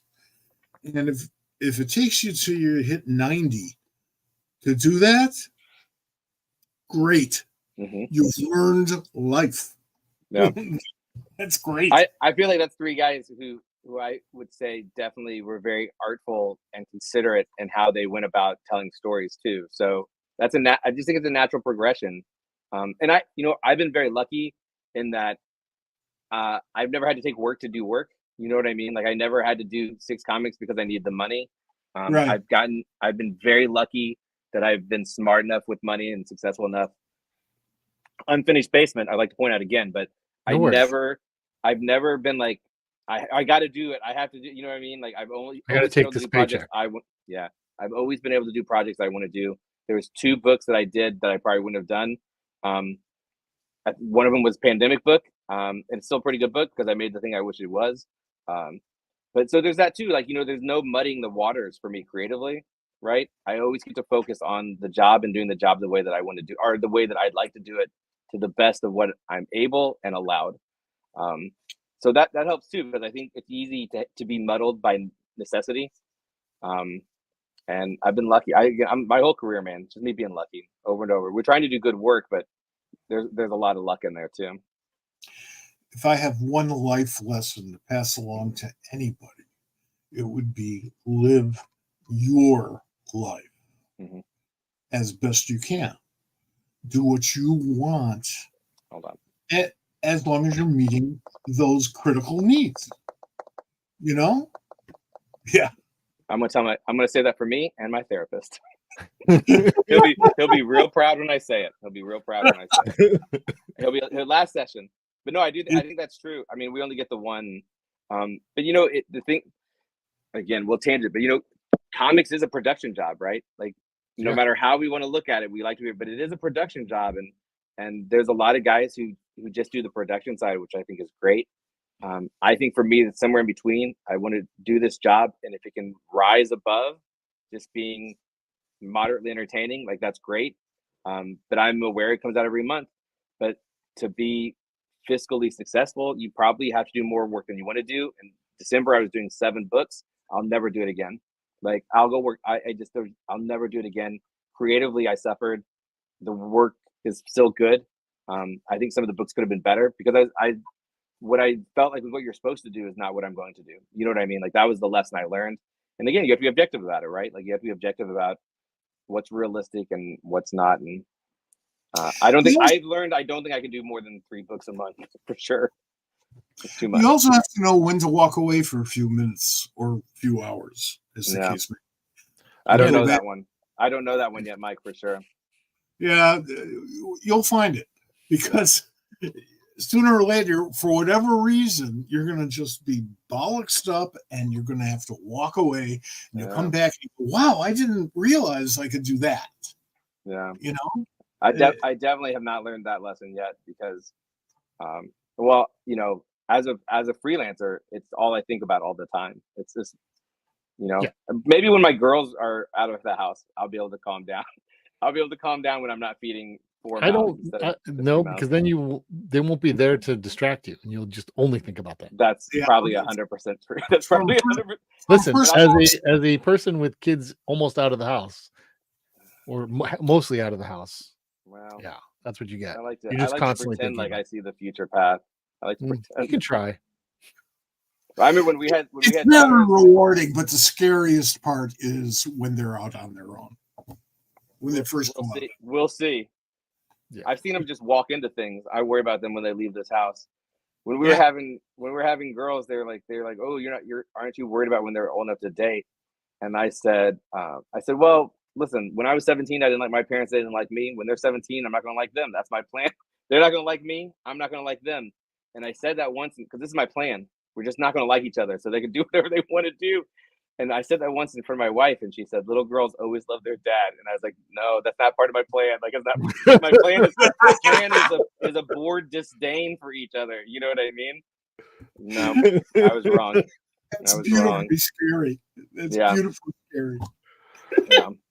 I'm ill suited for it. Also, I'm in therapy. I'm in therapy for that. It's a lot of stuff, guys. I got a lot going on.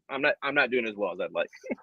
All right. Where you say you're from the Midwest? Where are you from? I'm from Southern Indiana. Whereabouts? Evansville. Yeah. It's the third largest city. Yeah, I've been. I mean, I grew up in Illinois, and we need Indiana in Illinois to get our guns. Right. They repositioned those old cigarette machines to sell guns now, and you just walk over into Indiana, and you, with a lot of spare change, you walk out with a gun. Yeah, well, it's good. We're good for something. Very, very low cost of living. Very low cost of living.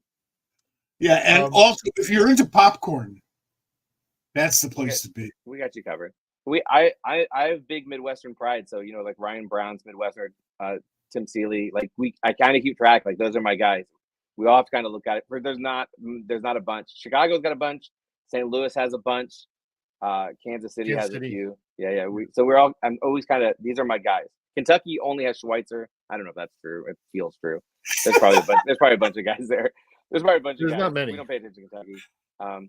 Norton's from Kentucky. I don't know why I'm always taking Midwestern stuff far too seriously. Just as like, well, we all survived this. Like, it doesn't seem. It probably to the outsider doesn't. Yeah, everyone has that. Yeah. It's fair. I mean, you survived that. People from other places survived whatever it is that they survived. Yeah. But there's a camaraderie that from where you grew up. Well, that's the critical point. Now, as Bob knows, I just came back from my sort of now vaguely annual trip to Chicago, and every time I go back home, we get together with a whole bunch of people. He's going to name drop. And I can't wait. I didn't say a single name yet, and yet, but I'm home. I feel at home. I moved out east decades ago, but you can never cut that Midwest out of me. Never, and I'll never let go of it. Yeah, I love it. Who I am. Yeah, it's the weirdest pride thing I have. I get it. Yeah. Well, listen, I'm a Jersey kid living in the South. It's weird. Well, it's sort of south. I mean, you're south. It's way south for me. It's like one state, but it's way south. Really, go to southern Indiana. You want to see south? There's no reason. There's no reason to. No, that's true. So there's nothing. We are almost out of time. Where are you going to be anywhere people can come see you? The only other show I'm doing this year is Memphis Comic Expo, which is one of my favorite shows. Memphis has great food. They have a really, really good lineup this year. Kyle Hotz is going to be there, who is my artist on Lobo, who I've never met. That's probably the only time we'll ever be together, so it's very exciting. I think that'll be a lot of fun. I'm not doing New York. I got COVID last year. I was trying not to do any big shows this year, Bob, but then I did Terrificon, which I did not realize was as big a show as it was, which I adored Terrificon. And then I got roped into San Diego, which is of course the biggest, dumbest show of them all. Yeah, I don't care for it. I'm okay without doing that one. I'll do it again. I think I did it 7 years ago when I got nominated for an Eisner. I'll go back in 7 years. That's not true. If they nominate me again next year, I'll go. Go nominate. Well, I don't know what they'd be for it. Pine and Merrimack. Let's go. Sounds good to me. Best miniseries. Let's go. Next year, I'm probably going to do C2E2. I'm going to do more. It's tough. I'll tell you what's tough is that the shows, since I've quit being sort of the Rick and Morty guy, those shows are not as fiscally rewarding as they used to be. But I also feel like I'm now in sort of that phase where people are knowing who I am. Like now I did Peacemaker, and now I've done Lobo, and I did Marvel Unleashed. You know, I'm sort of doing the thing where now I'm making the work that will make my name grow in the mass market, as opposed to just sort of this sort of indie creator, Right. creator owned, building an audience, which is what I've done for 10 years, and it's a wonderful audience. I adore them, but it is nice if people make a little bit of a line to get my signature. We like that a lot. It's very exciting. That's true. It's cool. So we'll see. Like Peacemaker season 2 drops. There's a big DC announcement next year that I'm a part of. Will people want me? I don't know. Yeah, they will. We'll see. So I'm always I going to do less, but if they call me, I'll come. That's my policy because I just want to be asked so badly. That's right. Of course. I would Well- go to Memphis. I've wanted to, but I am a huge barbecue fan, and I would never make it to the show. Yeah, Central Barbecue in Memphis is a problem. Yeah, somehow I made it to the quite a few Kansas City conventions. They have the same problem.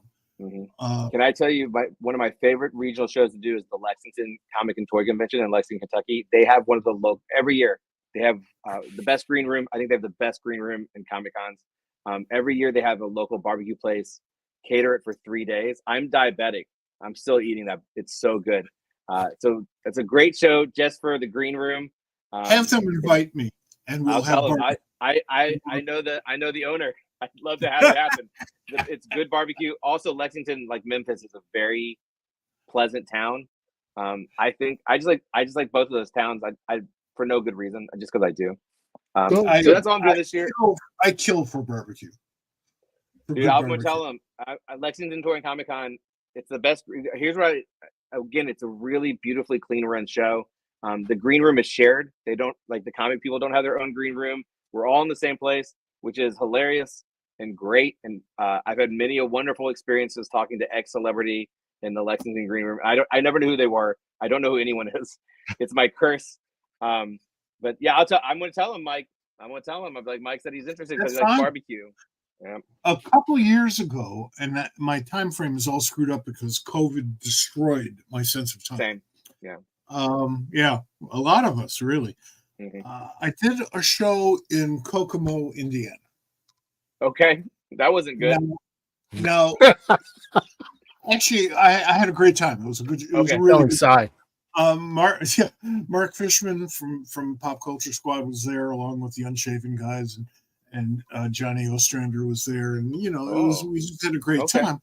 But I went mostly because how can you not go to a show called the Kokomo Comic Con? I'll tell you my answer. I've been to Kokomo before. That's how I could avoid it. I do know people from Kokomo. Listen, every city in Indiana is beautiful except for Gary. That's the truth, and everyone here knows it. I do a one-day show in Muncie. That's one of the best one-day shows I do. Oh, yeah. There's no rhyme. You tried them all, and then you I need to go to that ones. show. Yeah, Muncie's a good. It's an unbelievable one-day show for how. Sure. We just did a show. I just did a show 40 minutes from here, and this area does not like supporting things. It hates supporting things. But the Muncie show, the town knows you go to this thing and you spend money. Like, and it's not a lot of money, but if just everyone spends a little bit of money, it all adds up. It's a really nice one-day show. And I think next year, the Star Wars writer guy, whose name I think he's going to be back. So first time I did that show, the first year they did it, Timothy Zahn is, Mike, he's a big deal. I didn't know this. I sat next to him, and it's the most people I've ever seen at a tiny one-day show. I'm like, what is going on here? It's like, oh, I have his autograph, like right here. Yeah, he's basically after George Lucas, he's the one that matters. Just a crazy line for nowhere, Indiana. It was insane. But I think you have to get if the areas understand the assignments. That's what makes it a good show. Is if like they know you go to. It's not just like a looky-loo or some sort of weird experience. Like So Muncie has that. Kokomo may very well have that. I find it hard to believe. I had a good time at the convention. I didn't really see anything that would be called Kokomo. Yeah. I drove from Kokomo up to Valparaiso, which has got to be the second most boring drive on earth. And Indiana sucks. Yeah. But there was more there on that. Yeah, Valparaiso is a nice little city. It's a college town. Yeah. I'll tell you the drive because we don't have the drive from where I live. The third largest city in Indiana to Chicago is there's no one road. You're basically driving back highways, and the speed limit's it's the worst drive. I love C2E2 and I love Chicago. I hate going there. Once I'm there, I'm very happy, but I hate getting there. Driving through Indiana sucks. They're building a new train, so maybe it'll be better. But it's rough because if you make it to I-65, which eventually you're going to do, that's all one big speed trap. Yeah, yep, that's true. That's Midwestern stuff we're doing. Oh, that's right. Bob is remembering this, so because listen, he'll be driving some of this. The most boring place I've ever driven is Indiana. I accept it. I'm not. I almost crashed falling asleep, but I only drove on 80 across. Like it was only just 80 trying to get to Wisconsin. That's like a 10-minute drive. It does because it doesn't move. You're on it. It's an hour and a half or whatever, 2 hours, but you're just looking at the same thing in front of you as what's behind you. Yeah, and it's usually like 5 o'clock in the morning. I'll tell you probably sort of my sort of Darwinian like solution to that is that I love shitty barns, and that's basically what you see on all those drives. I love a dilapidated barn, so there's nothing to see. But when you see it start coming over the hill, you're like, oh, this looks like a good dilapidated barn. I get very excited about them. That's how probably from driving through Indiana. Like, what else is there to see? Trees, road, occasionally a dilapidated barn. Nice. Sometimes a really terrible silo. Oh yeah. Really that is. You might even want to pull over and take a picture of that. Man, I just made that Chicago drive, so I'm real familiar with it. The best thing about the only really exciting part of the Chicago drive for me is the windmills. When you get to the windmill section, you know what I'm talking about? It's like 10 miles. It's like 10. Yeah, I love it. Yeah, me too. We've talked about it on the show. Yeah, I love it. You get so excited. You're like, you feel like you're on another planet. Like we're traveling to space, and now they're windmills, giant windmills. I roll down the windows, which means I press a button. We don't roll down windows anymore, and just let it drift through. It was beautiful. I love it. I hate that drive though. It's a terrible drive, but I do like the windmill section. Sometimes we see cows, Bob. We get super excited. We do that too, but that's just because cows are great. Cows are great. Cows are great. Deer's great.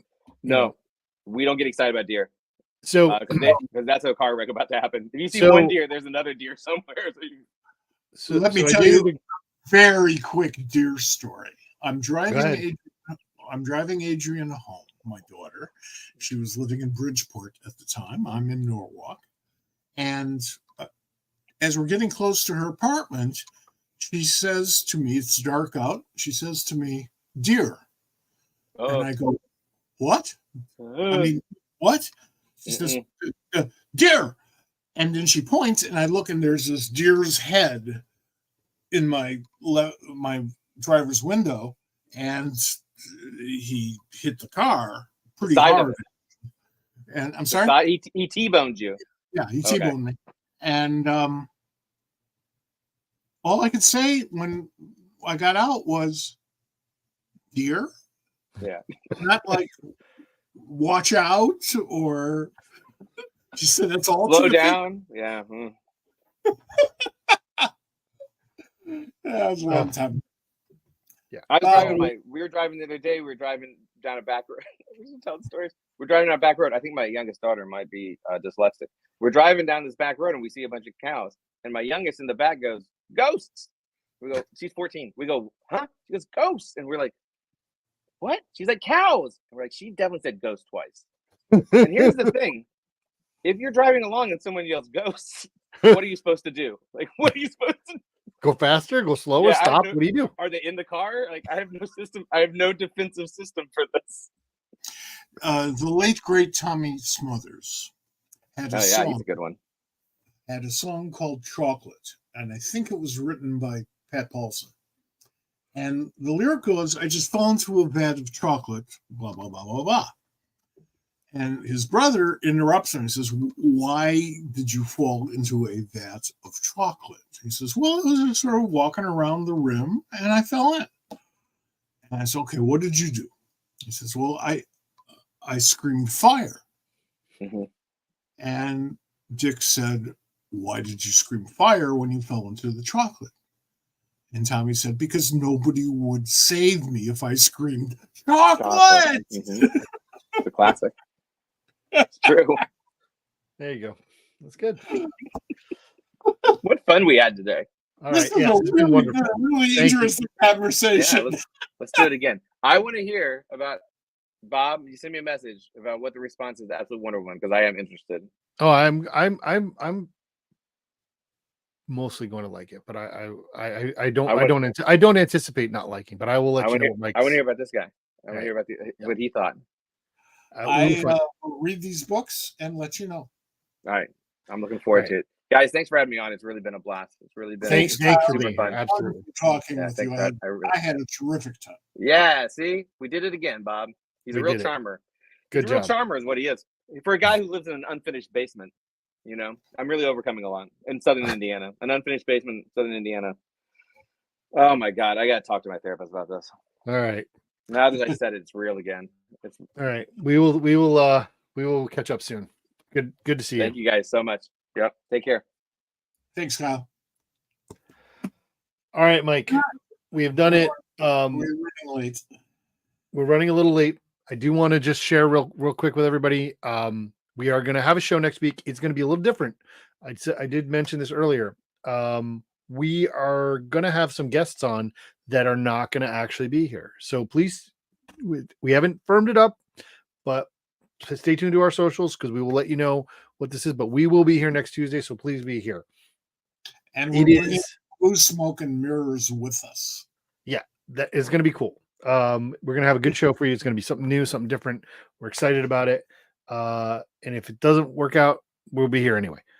In the meantime, coming up the weekend. So next week is the eve of New York Comic Con. So we'll kind of preview that a little bit as well. Because there is some interesting things going on, despite the fact that it's New York Comic Con.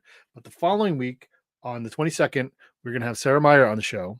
We're going to talk to her about her book Monstrous, which was nominated for an Eisner, and the work that they're doing with IDW and a lot of Turtle stuff. So that's going to be fantastic. And the week after that, on the 29th, we are going to have Leah Williams, who is going to be talking to us about their work and what they do on Power Girl and the stuff that they did with Marvel and whatever else we want to talk about. So we have next 3 weeks are all booked. We have things coming up after that we haven't booked solid yet, but we have some good leads and people who want to be on the show, and we always love when people want to be on the show. So that's right. Listen, folks, thank you very much for being here with us. 2 hours and 8 minutes. We're running long. We are. But we do appreciate your being here every week. Bob, it's always a blast. Absolutely, everybody. We will see you next week. Until then, we'll see you later.